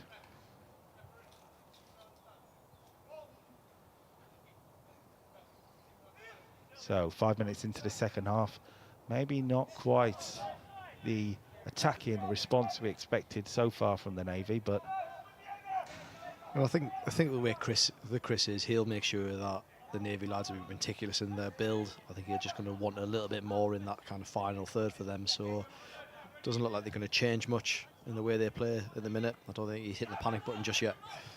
there's a good tackle in there from Shuttleworth. And we'll play on with Woolley. Sean Woolley now, asking a lot really of Turner. Jack Wright. Clay Bryant quicker to the challenge. Kenyon was looking for a spin and just span it out of play.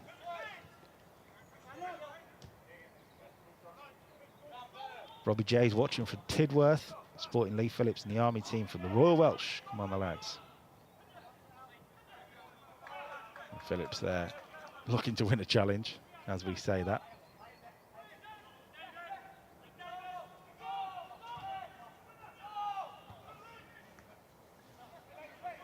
A bit scrappy start to this second half, similar to the first half, but the Army looking to get going now with Fitzmaurice, and the switch might have been towards Sean Woolley potentially, hoping that the number 11 was racing in, but it just wasn't quite accurate enough. Yeah, and I think Sean didn't gamble on that either, because it looked like Sean waited for it really and then reacted after, but Jamie Turner tried to get there and fortunately lost, swept it up. Charged down by Jans Baker, it'll be an Army throw. I can see, I believe, former Army striker Callum Wilkinson watching on Facebook as well. Go on, the men in red. Certainly scored a few goals in these fixtures, Callum Wilkinson. Yeah, definitely a very, very good striker in his day, and I'm sure if he had a chance in this game, he would definitely take it with his goal-scoring ability. Annie Louise is watching on, supporting the officials, as her husband is George Salloway, one of the assistant referees. And the Army looking to come forward. Ryan Kenyon told to relax and bring it forward. Hold it is the chant, the shout even. And really, he doesn't make the most of it. Disappointing, especially he's pushed the Navy back in a chance, and so his final ball there, he should have kept it, and he's looked to try and play forward a little bit too quick, and obviously turned the ball over. The Army wanted a foul there on Jack Wright, but referee waves it away. And credit to Martin Mitchell, because he's letting it play at times. Yeah, definitely, and that wasn't a foul. I think Jack's got every right to go for that ball, and centre forwards always like to say they're aggrieved every time they don't win a header against a centre half. Chance then for Salthorpe with a bit of time and space to launch into the penalty area. Luke Kearney comes and claims once again. And delivers a kick that's going to try and launch an Army counter-attack. Jack McCormack winning the header. One of the two Jacks in that Navy defence. Another strong tackle from Fitzy there. It's end up fell onto Sanchez. And it will go out for a goal kick as it spins and does eventually go out then. As we say, people watching from Leyland, Lancashire, as we mentioned earlier, supporting Dex Shuttleworth. More people supporting the Army on YouTube, which is good to see. And yeah, do let us know where you're watching from. Annie Page says, great goal from Clay Bryant. Yeah, we're going to give Clay the goal. I'm sure he meant it. He was picking out that near post. But he's going to go down as a Clay Bryant goal tonight.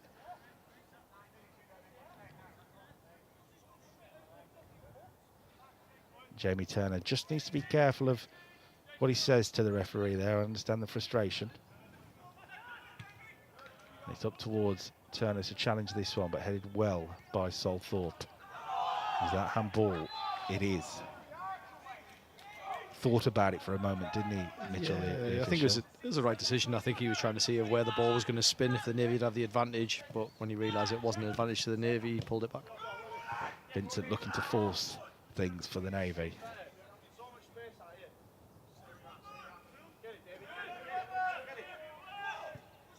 Gets it back, Vincent. Wide for Thorpe again. And as was the pattern in the first half, the Army will happily sit back now and prove to be a stubborn defence to stop. Jack Wright driving it forward, asking way too much of Jake Walker. Same again, seems to be a bit of a communication breakdown between them two. I think Jack's done well to drive forward with the ball, and I think Jake should have come off the line into that kind of little channel, but kind of miscommunication between two senior players. Aaron Moore, who's of course been involved up front for the Army before, says trademark finish from Clay, up the Remy. I'm sure. Kenny sends it forward. Up for Kenyon to challenge against Jack Wright, but Jack Wright will win it and it will go for a Navy throw.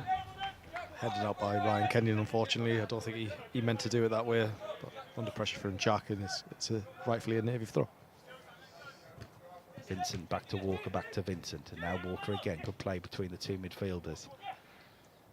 A chance to spread it wide to Thorpe again, and we haven't seen much of Gary Hurd in this, particularly in the second half, and in the latter stages of that first half. The Army have managed to keep him quiet. The Navy haven't found the ball to him really. Yeah, and I think that's the game plan from the Army is to sit a little bit deeper and allow the Navy to have the ball in front of them. And here comes Jack Wright with some space, and Wright might go for goal anyway, and if that isn't frustration from the Navy, I don't know what is. Yeah, eyes had lit up, but that's what Jack needs to keep on doing, especially Sol in that wide area. Is they've only got one up front, the Army, with Jamie Turner, so the two wide centre-backs have got to start driving more forward with the ball and trying to unlock that defensive block. As someone who's obviously played a lot of minutes in that centre-back position, when you drive forward like that and decide to take a shot, is that not enough movement up front and you're just thinking, I may as well go for it, I've got nothing else on, or frustration, or does Jack Wright genuinely think he's picking out the top corner each time he has a shot? I think Jack backs his ability, and I think he's looked at that and he's got the opportunity to shoot, and why wouldn't you shoot? I think if a centre forward is in that area, they would do that, but it looks like the Navy are going early with a substitution. They are, three changes in fact. So I can see Jans Baker coming off for Oliver Ward, who will go up front, I believe, and interesting to see Cameron Quirk come off. I thought he was quite bright in the first half, but off he comes. We're waiting for the board to go up. But Jans Baker's done, as is Gary Hurd, by the way, who's made his way to the bench, number 11. So those are the three men coming off. It will be Oliver Ward. And once the board starts to work, we'll figure it out. It'll be Oliver Ward. Dan Greek does come on, looking to add to his goal tally after last week. And it'll be number 16, James Cox. So the Navy are rolling the dice, and new options up front and in those attacking positions, and a chance for Dan Greek to maybe Oliver Ward to make themselves a hero. And they've removed Gaz Hurd as well. Yeah, I am very surprised. Well, in a way, we know Gaz Hurd can be very dangerous, but they haven't been able to get the ball to him. And Chris James saying, right, let's change it up because it's not working at the moment.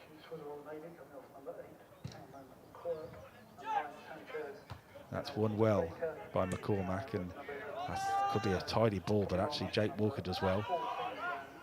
Is Silva. Kenyon looking to get in there for the Army too. It's all a bit scrappy. Now Clay Bryant with a bit of space to work in. Wide for Woolley. Man on his back, Sean Woolley. And he wins a free kick.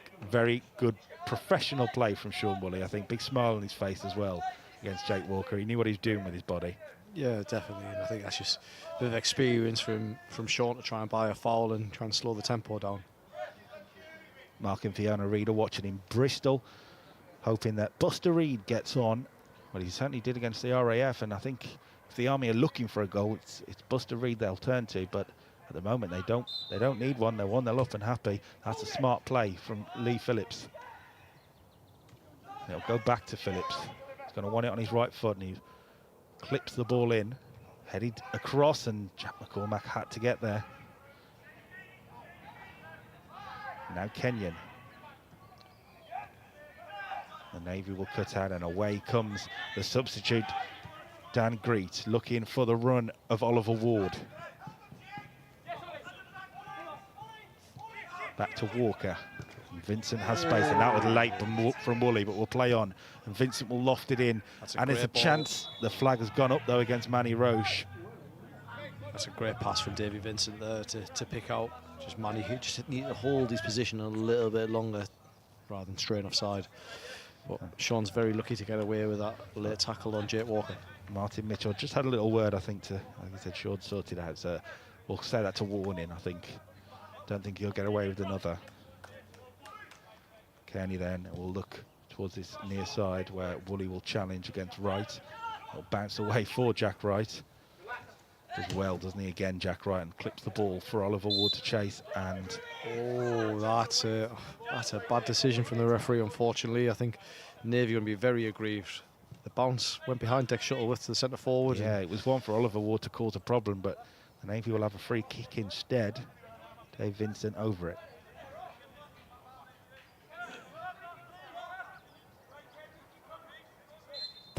Looking towards some of them big men at the back. But it's an Army head onto it first, and it's quite easily dealt with, actually, from the Army defence. Turner keeps it in and can't find Fagan. And that's the difference now. The Navy are going to have to look to play through Oliver. Oliver hasn't got the physical profile of Sanchez, so they're going to have to look to play to his attributes. So it'll be interesting how that's going to pan out against the two physical centre halves of the Army. Vincent asking a lot. I'd assume Oliver Ward's been told to go on and be a problem, cause annoyance for those Army defenders, and don't give them a moment to breathe. Sol Roche says Jim Cox on to change the game. Well, he certainly is one of those that the Navy are going to look to now. Number 16 on his back. We have James Cox, but I'm assuming he prefers Jim, so we'll go with Jim. You can take the brunt for that, not me. Woolley wins the header against Wright, but it will fall for the Navy. And good feed from Manny there to spinning out it of that on the halfway line. And Jack Ryder's got work to do here. Brings it down on the knee and allows Turner into the game a little bit, really. Yeah, it's good pressure from Jamie there. And Manny Roche wins the free kick.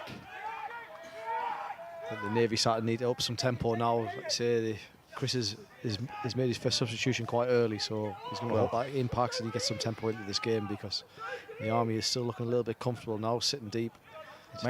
He's made a triple substitution as well, which kind of says how he feels about his performance so far. That, I mean, as you know, as a coach, if you make a triple substitution, things aren't working in a number of different positions.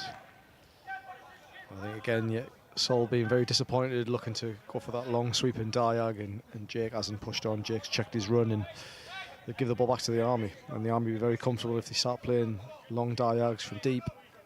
They sat deep enough to deal with that, so I think very disappointing. The Navy going to have to still try and play. Another face or a name that has certainly provided Army memories. Matty Glass is watching on Facebook, says big 30 for the Army. Come on, the lads. Matty was down at the game today. Unfortunately, he was injured, but played a massive part in the victory for the Masters against the RAF the week before. Oh, that's going to bounce Jamie Turner's way. This is huge for him. Jamie Turner, can he get the ball away for a shot? He does, and it's over the bar, and that's a moment the Army really needed to go in here. Yeah, definitely. Jack Wright's got round quick to cover and put pressure on, but Jamie, you're definitely disappointed that he hasn't hit the target there. But it's going to come back the Army's way. A bit of disappointment, really, for Lawrence McCormick from the kick. And now Fagan into Kenyon. Back inside, and Walker's fouled him. I don't think that was a foul from Jake there, to be fair. I think Jake's done the right thing, but very clever from Kenyon to go down, and he's got a free kick for the Army. I'm going to give the RAF official the benefit there. He was closer than us, and maybe he saw something we couldn't from the stand, but Sean Woolley with a second opportunity from a set piece, a little closer in here. It's going to be harder for him to get it up and down, but he'll back himself here, Sean Woolley. And moments after Turner fires over, the Army have just got a bit of a moment to take control here. There's a large gap at that near post, I will say.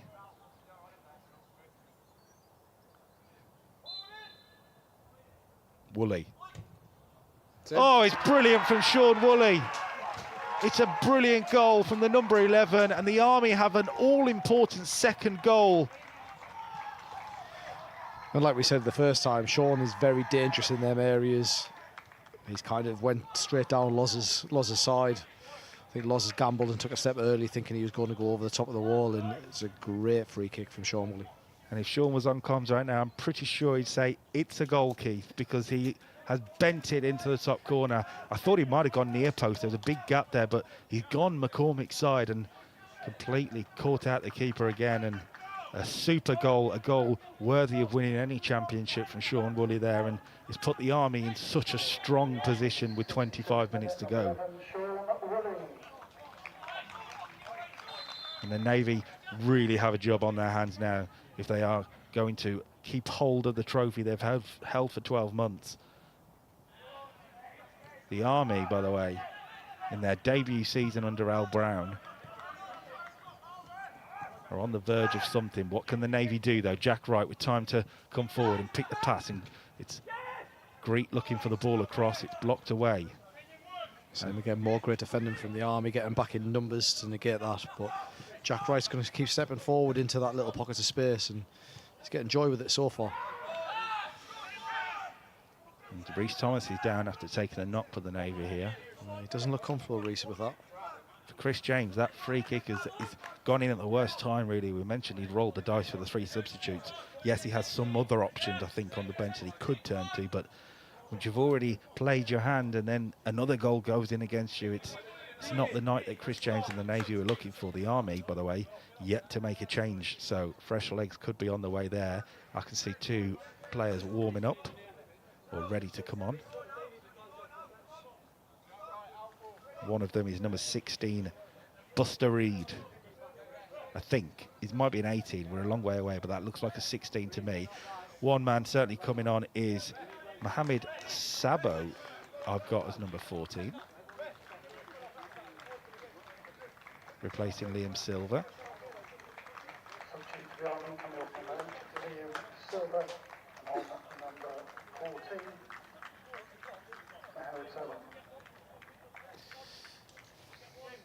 We have Mohamed Sabo as number 14. But that's definitely not Mo Sabo. Yeah, that was what my thought was. I was just waiting for you to confirm it. Definitely not Mo Sabo. So we'll take a look at who that is. That is Dom Creamer, who's come on now. Yes, it is Dom Creamer. He's going to come over to this left-hand side. So a pretty attacking change, actually, from Al Brown. Certainly with an eye on what will happen on the break. Yeah, and I think what will happen now is Sean Woolley will go into that 10 role now, and Dom will come out and occupy the left-hand side. So you'll have Dom and Ryan Fagan as the 2 wide players. Sean Woolley will drop in that 10 with Jamie Turner as the number 9. Well, the Army didn't make their second change. Buster Reed is still warming up, so he's certainly in the thoughts of Al Brown at the moment.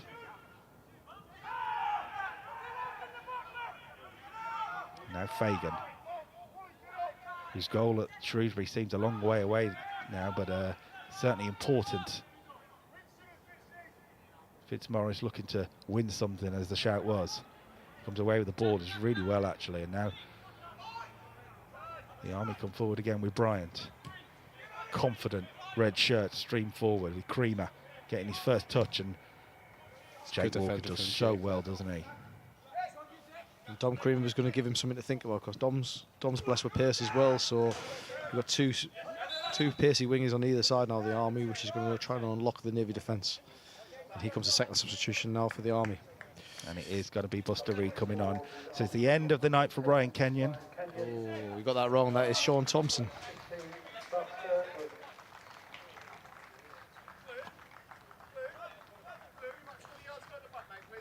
What, as in the person coming on now, you mean? Yeah, so Sean Thompson is coming on. These numbers are totally wrong, I'm afraid, from the Army. But yeah, does look like Sean Thompson. Yeah, so Ryan Kenyon has come off and he's been replaced with Sean Thompson.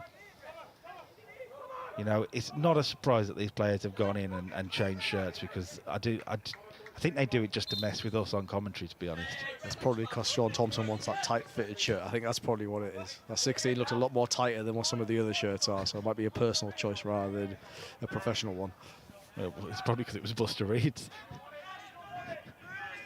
I couldn't imagine Buster getting into the size of that 16 shirt. It looks quite small there, so that might be the reason why there's a change in numbers. Callum Wilkins says, makes you feel old, Keith. 10 years ago this week, penalty top bins against your youth at Fratton Park. Time for Masters football for this call sign.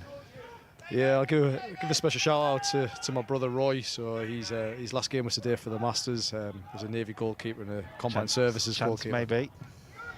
Sorry to cut you off. Oh, that's fine. See what the Navy can do from this, and then we'll get that shout out for sure. Luke Kearney, well, that looked like an easy claim at first, but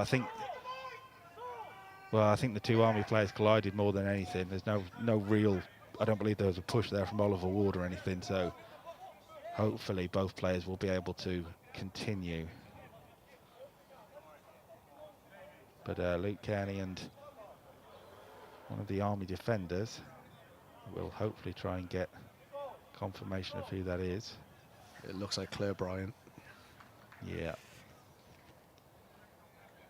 You can get your shout out now if you want. Yeah, I'll give a shout out. So my brother was a Navy goalkeeper, Combined Services goalkeeper. It was his last game today for the Navy Masters team as he exits the Navy in November after 24 years. Well, the Army have won the Masters Championship. They've won the Under-23 Championship. And as it stands, they're 20 minutes away from winning the Men's Championship, Senior Men's Championship. At the moment, it seems like the stars are aligned at the minute, and with 20 minutes to go, there's still a long time left in the game, but I think the Army will be quietly confident they're in a better situation. They seem to be negating a lot of the Navy's threats, so the Navy are going to have to try something different to try and unlock this. Well, while the two players are getting treatment, we're going to see the incident again between the two players, and then I think we're going to show this Sean Woolley free kick again, because it's always worth another look when someone pings it in the top corner like that. Certainly got some comments on the go. Sorry, it's the reason the free kick was given in the first place, actually, and then the free kick. There we go. The Navy are also making a change in the background, and Manny Roche is coming off. And it's number 17, Braden Jones, who's going to come on for the Navy. What a free kick that was, by the way, from Sean Woolley. Yeah, definitely, and that's what Sean Woolley is capable of. I've seen him do that many a times, especially from that area. It always looks nicer when the camera's right behind it as well. Picks out that top corner. Certainly one I think he'll be playing again and again and again, and sharing again and again on his social media, Sean.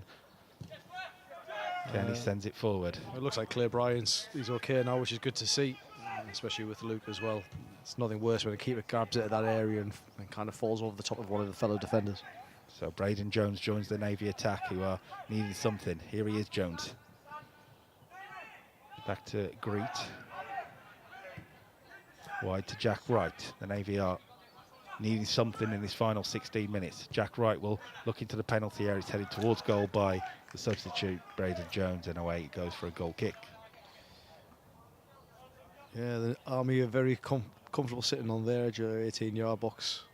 Navy have got to still try and do something different. And Pete Bradley says Roy Emerson sums up goalkeepers, scariest man in NATO. You'd probably be happy with that comment. Martin Barrett says that's as good a free kick as you'd see anywhere. I think we'll back you on that. Certainly a goal that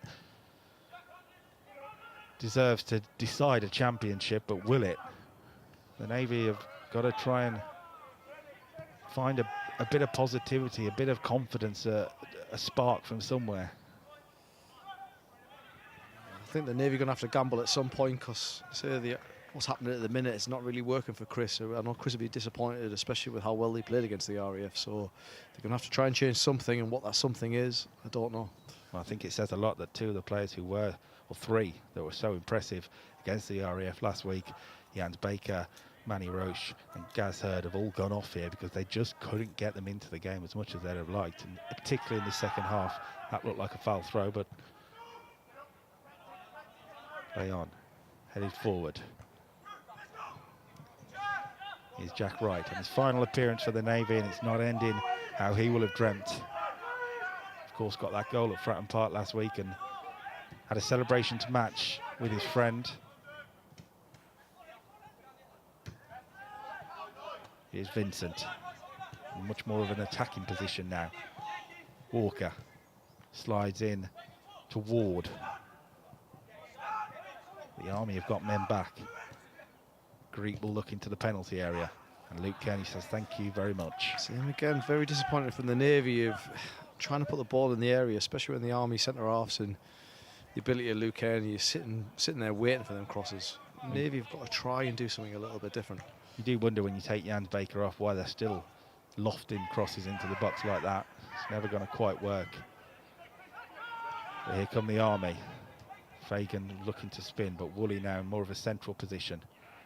And Turner will chase. Salthorpe clears. That's good defending from Sol there. And Luke Kearney will come out to mop this up. And out the ground it goes. Oh, not quite, not quite.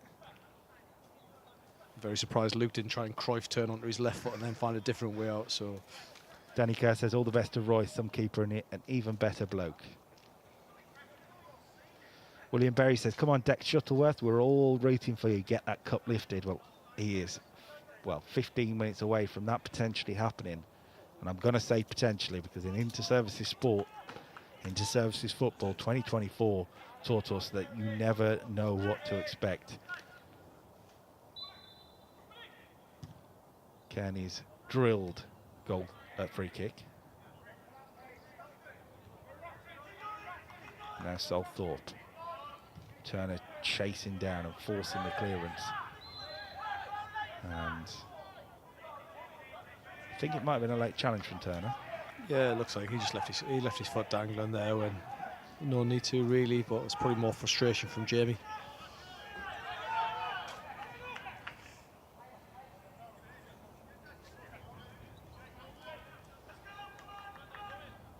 The Navy then with Thorpe. And that's pretty aimless, and that kind of sums up the mood in this Navy team at the moment. Yeah, you can see the frustration of them trying to play differently to what they're used to, and they start to struggle, especially as soon as they cross that halfway line and into the Army's half. They kind of run out of ideas at the minute. Diana Roche says it's the first match she's watched with the Royal Navy behind. Well, after such an impressive 2024 where they won both games and then they beat the RAF last week, yes, it's the first inter-services loss in a couple of years as it stands. And that's the joys of inter-services football. There's 2 cup finals.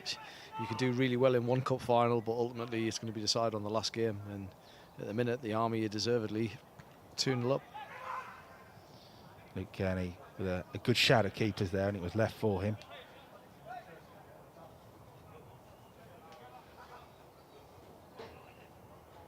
And the Army send it forward. It's the first time Jack McCormack misses one. Ooh, very close to the edge of his box there with Loz. Well taken in the end. Loz McCormack, one of the most experienced goalkeepers in the UK Armed Forces. Would say hasn't looked quite as comfortable as he usually does tonight. That's been spread wide and touched inside. It'll fall for the Navy again. To Jones and 2 substitutes looking to link up on that left-hand side, and it will be a throw-in to the Army. Very clever from Lee Phillips there, just trying to shadow it out, and then the Navy putting it out for a throw. Jack Silver is commenting through Ash Tandy on YouTube saying, so good seeing Sapper Silver from his brother Jack Silver up the Sappers. Fortunately, Sapa Silva is no longer on the field, but he certainly put in a little tidy performance. Not going to be long until we start running out of balls. It looks like there's a few of them have gone over that back fence now, and the fourth official's trying to find. I think he's only got maybe 1 or 2 balls left, which will suit the Army as they try and slow the game down. It's not a reason I ever expected to see minutes and minutes of added time, but we'll see. Here come the Navy, needing something here with Vincent. Strong defending once again from this Red Army wall. Now, Jake Walker, can he find a cross? Blocked by Creamer, and that will be a corner despite the Army's demonstrations. As we're going into 10 minutes now, it's a very important time for the Navy. If the Navy needed to get one back, now's the time. It'll be a corner from Walker. Can the champions find something? And not that. That's catch and practice for Luke Kearney. If they're going to put them in that area and challenge, Luke Kearney will mop that up. Well, Luke Kearney, we talk about his experience, but we also, it's his size as well in those situations.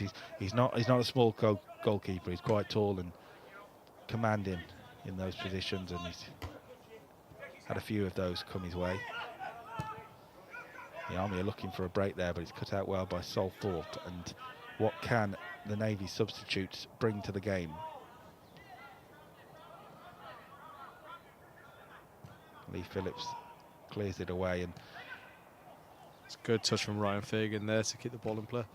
I wonder if the Army are also benefiting right now from the 2-week break between games, because they look fit and fresh.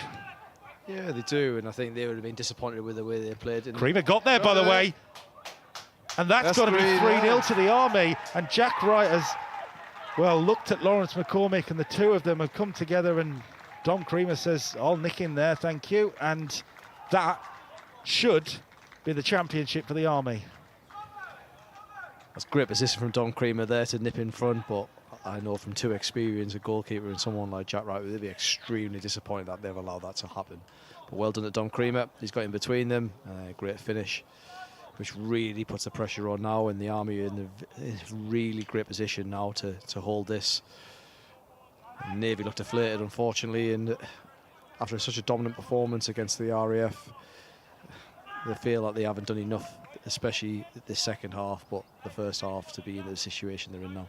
I think you have to give all credit to the Army coaching staff, to Al Brown, for the game plan tonight, which clearly was, look, soak up the pressure when you need to, get the blocks in, win the headers, but when you go forward with authority.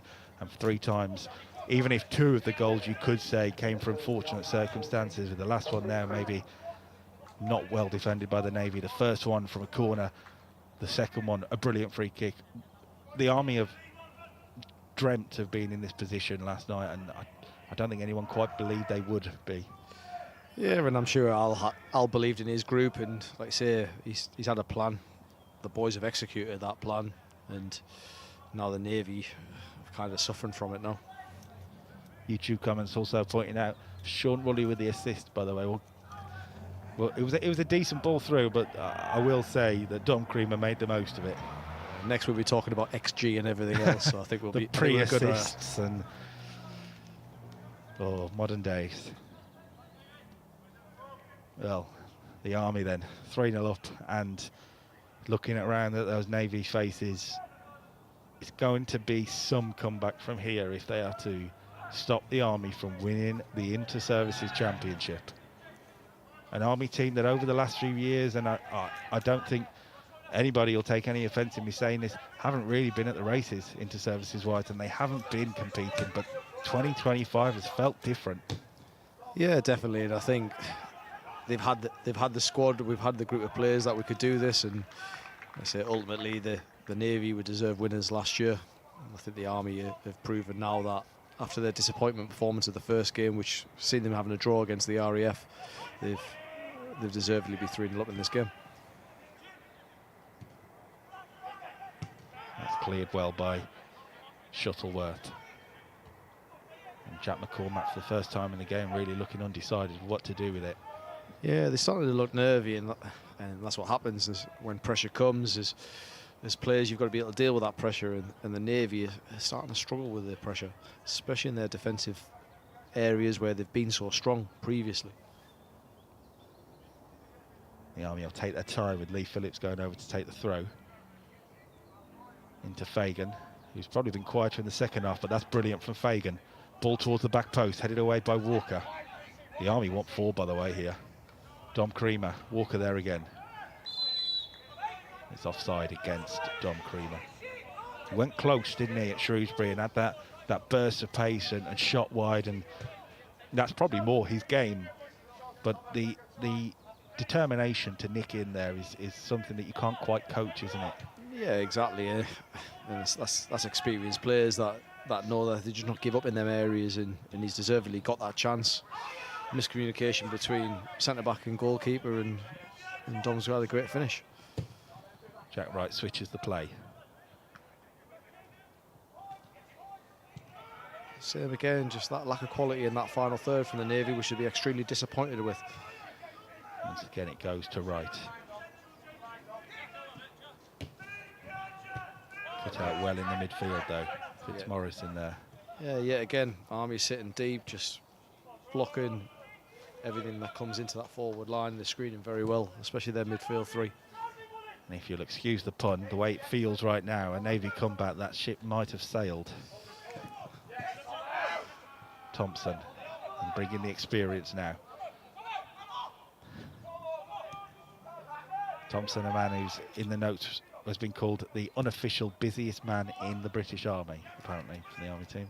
Certainly involved in lots of different things across the Army FA, but also with his... He hasn't got another one who hasn't got a very strong hairline.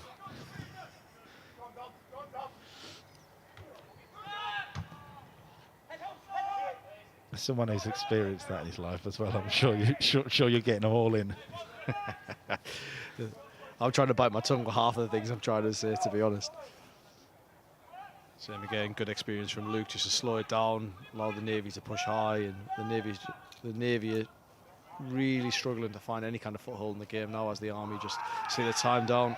And if that's not frustration from Oliver Ward, I don't know what is. Late challenge, not needed really. Yeah, and as Luke does with Luke's experience, Luke will definitely make the most of it. The Navy are preparing another change. It's going to be Davey Vincent coming off, who's tried hard, certainly been involved in what he can, but couldn't push this Navy performance anywhere near a victory. As Seb Hobbs comes on. Seb Hobbs, a player who has been under 23 level and has impressed, and is now making the step up to senior level. And on number 18, Sebastian Hobbs. And I think Davey would be disappointed for someone of Davey's quality who can really dictate games. He just hasn't really been able to have any effect, especially in the second half, where the first half he seemed to link play well. As the game's gone on, I think he's become less effective, which would be very disappointing for someone with Davey's quality. Kearney then will take his time as the clock ticks down. Good header by McCormack. And the Navy looking to turn. These substitutes looking to make an impact. And at 3-0 down in the game and the title slipping away, you've got to focus on your own performance, I suppose, and try and put yourself into the manager's thoughts for maybe next season. Yeah, definitely, and that's all you can do now is work hard for that badge on your chest, and irrelevant of the score, you still want to keep going on until that final whistle ends. And I think some of them, as the game's starting to go, they're fatiguing a lot more, which is important in the last 5 minutes probably of the game with added time now. Well, we mentioned that 2-week break. The Navy played 90 minutes last week, and well, the Army do certainly look fitter in these final 5 minutes, buoyed by those goals as well. Walker to Wright.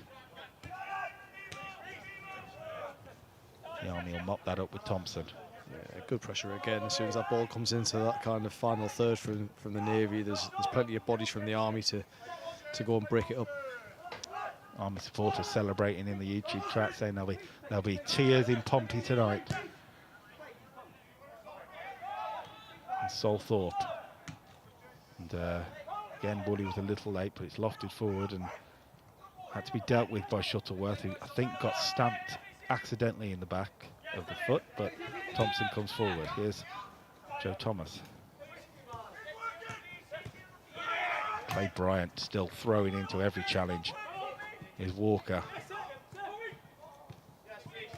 That's Seb Hobbs getting involved, and now Reece Thomas.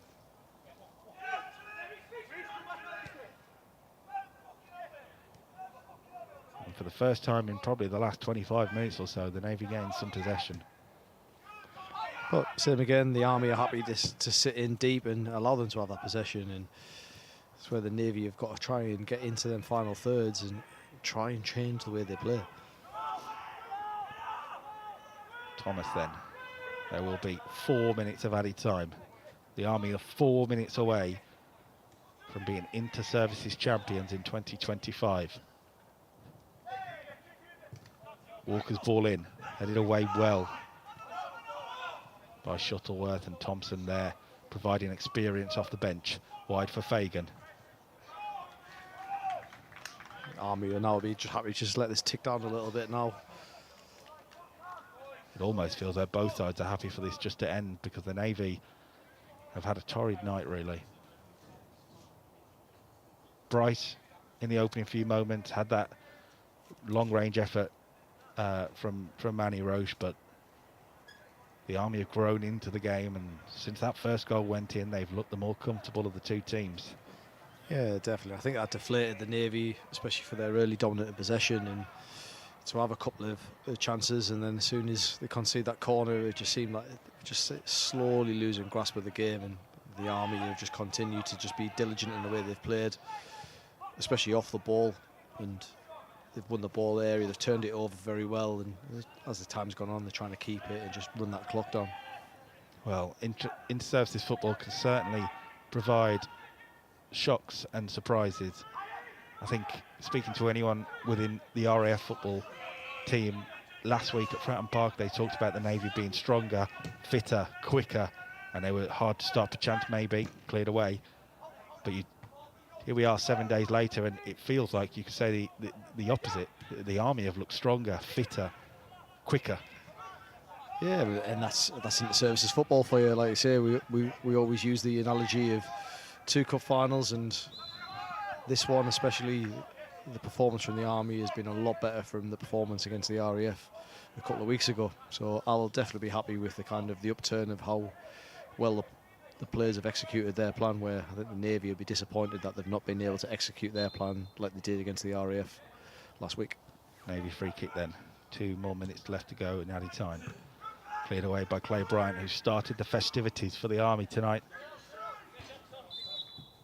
And it will be an Army change just to wind this clock down. It's going to be Joe Thomas coming off, and, well, we've got Alfie Rogers at 17, but I think that's Buster Reed. Yep, I would definitely say that is Buster Reed for Jamie Turner. So, sorry, Rich Wyeth in the announcing duty, but you've also been given a dud team sheet. But that is going to be Buster Reed getting some minutes. Certainly one for the future, isn't he, for the Armies? I was speaking to Greg Peel, who's no longer with us at the commentary position, but certainly one that's going to rival him when Greg Peel does get fit in the striking position for the Army. Yeah, he's got lots of potential, and I'm sure he's going to have a very bright future in service football. Certainly had a goal to remember here as well at Uxbridge against the RAF a few weeks ago. Bracknell Town, yeah. Sorry, yes, Bracknell. That's going to be nodded on, and Reed releases Fagan, and Fagan can finish off a brilliant Army night here with Ryan Fagan blocked. And Creamer.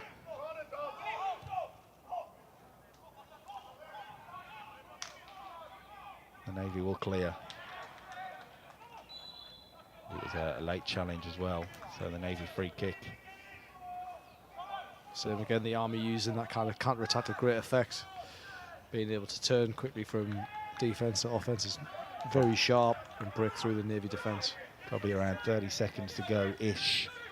So that's, what, 10 seconds a goal. So the Navy certainly fought to the end. They were brilliant last year, they were brilliant last week, but tonight they just have not been able to put it together against a well-drilled Army team who had one game plan, and it's paid off. The Army are inter-services champions in 2025, and well-deserved on a brilliant night in Uxbridge for the men in red. Al Brown and his team have to take a lot of the plaudits here because, as I say, that was a tactic that they've clearly worked on for this Navy team, and it's paid off brilliantly. Yeah, definitely, and well done to Al. And like you say, it's very interesting from looking at games independently from where they were against the RAF to where they are now, and they were a lot better this evening and very worthy winners of the way they played, the way they performed. And so the Navy will be disappointed, but the Army rightfully so, the winners and the inter-service champions. Certainly a team that have grown in confidence throughout the championship, and they are the team that are going to get their hands on the trophy.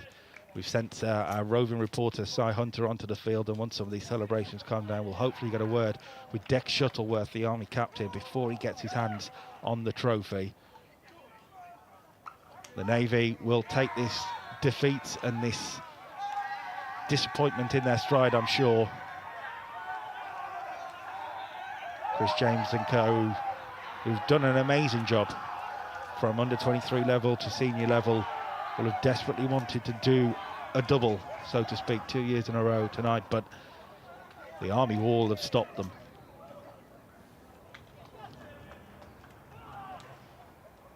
And as the Army continue their celebrations, we just want to hopefully get Dex Shuttleworth. I can see Greg Peel getting involved in the celebrations, which is good to see. Greg Peel, of course, unable to play tonight due to quite a serious injury, and we hope Greg will be back out on the field as soon as he can. Whether that's this year, we don't know, but great to see him involved in that celebration, isn't it? Yeah, more disappointed he hasn't done a John Terry and try to put a strip on to try and get involved in it. If he comes out in a full kit to lift this trophy, well, thank you everyone for watching along, by the way. Hopefully we've read out what we can. We've had lots of comments tonight, which is fantastic. We hope you've enjoyed our coverage of the Men's Inter-Services Championship. And I believe Simon Hunter has got Dex Shuttleworth ready for a little word as the captain that is getting set to lift that Inter-Services Championship. Over to you, Si.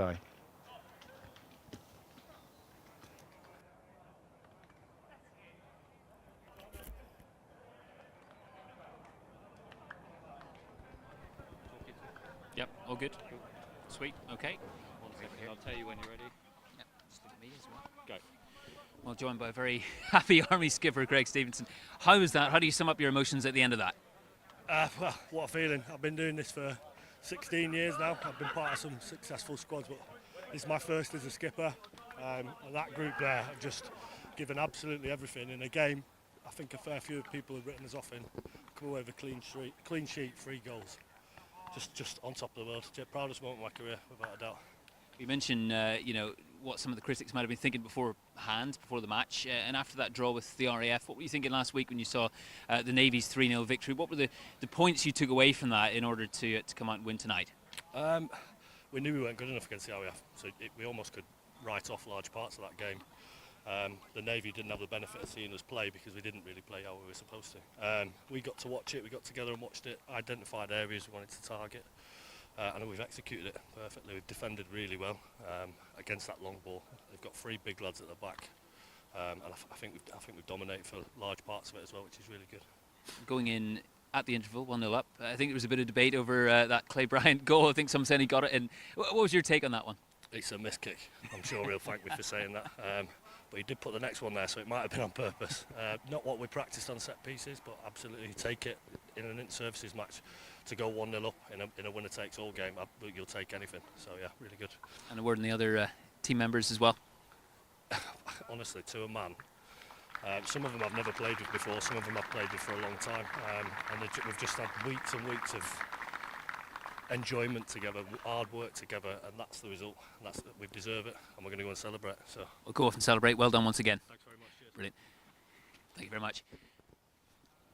Back to Kyle Dixon to take us through the trophy presentation. And Dex Shuttleworth will take his place in the celebrations after nearly missing it. So good chat with Simon Hunter. We couldn't quite hear it from here. Keith, quickly while they go through this before the trophy, I'll say thank you very much for joining me.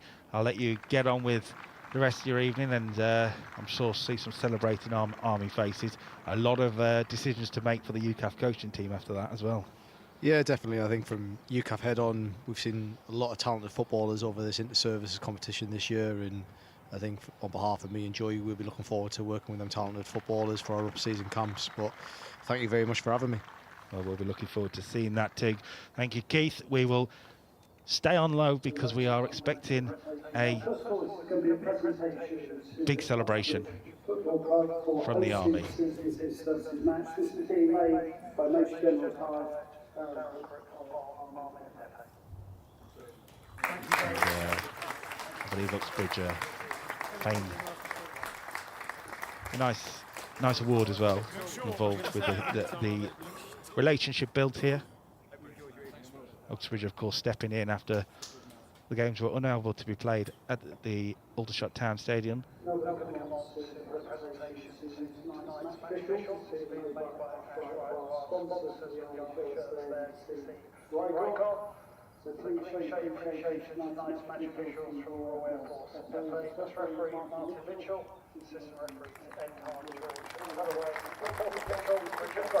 The RAF referees getting their awards too. Good performance actually from the refs tonight. It was a difficult game really for them to manage. Two teams nervy at times, and we've seen a few late challenges, but Martin Mitchell did well and kept his cards in the pocket too. Credit to the RAF officials. Bright future ahead of a lot of officials in the British military, and want to keep an eye on these RAF officials as well on their social media, which they are very active with, which is brilliant.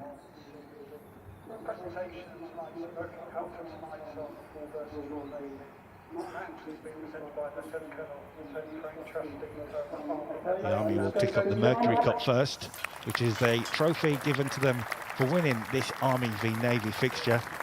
And it's one they'll be happy to have, I'm sure, but not the one they really want right now. First, they've got to get this out of the way, and then the celebrations will begin.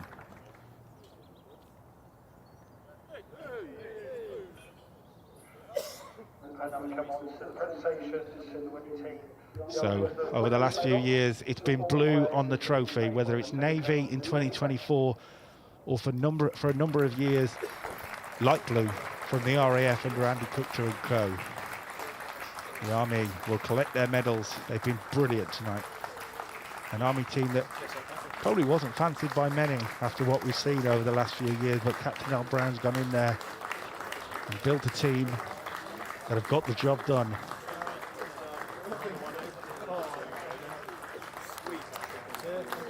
Steve Clout leading the handshakes and handing over the medals.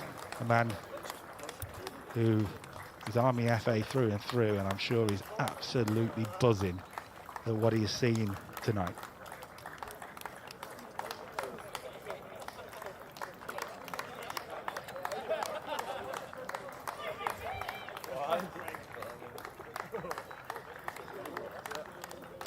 And I think Greg Peel has got a medal. Fair enough, Greg. Love it for you, mate.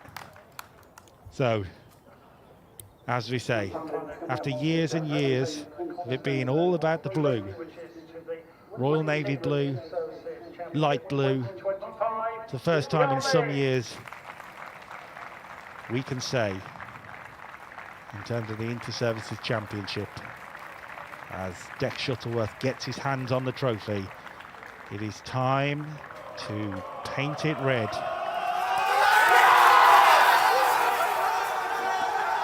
Congratulations to the Army then, Inter-Services champions for 2025, and they will enjoy this.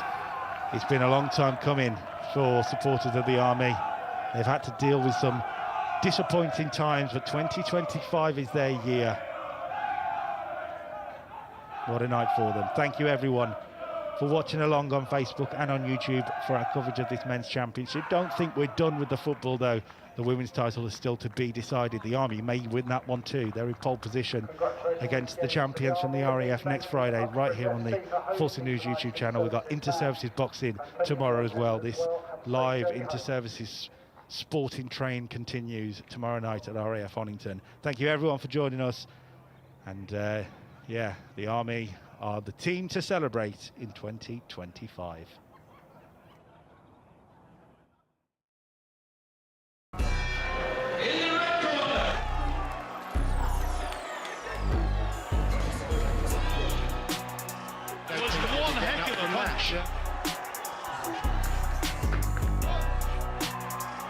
Oh, she's got her down. Is a winner.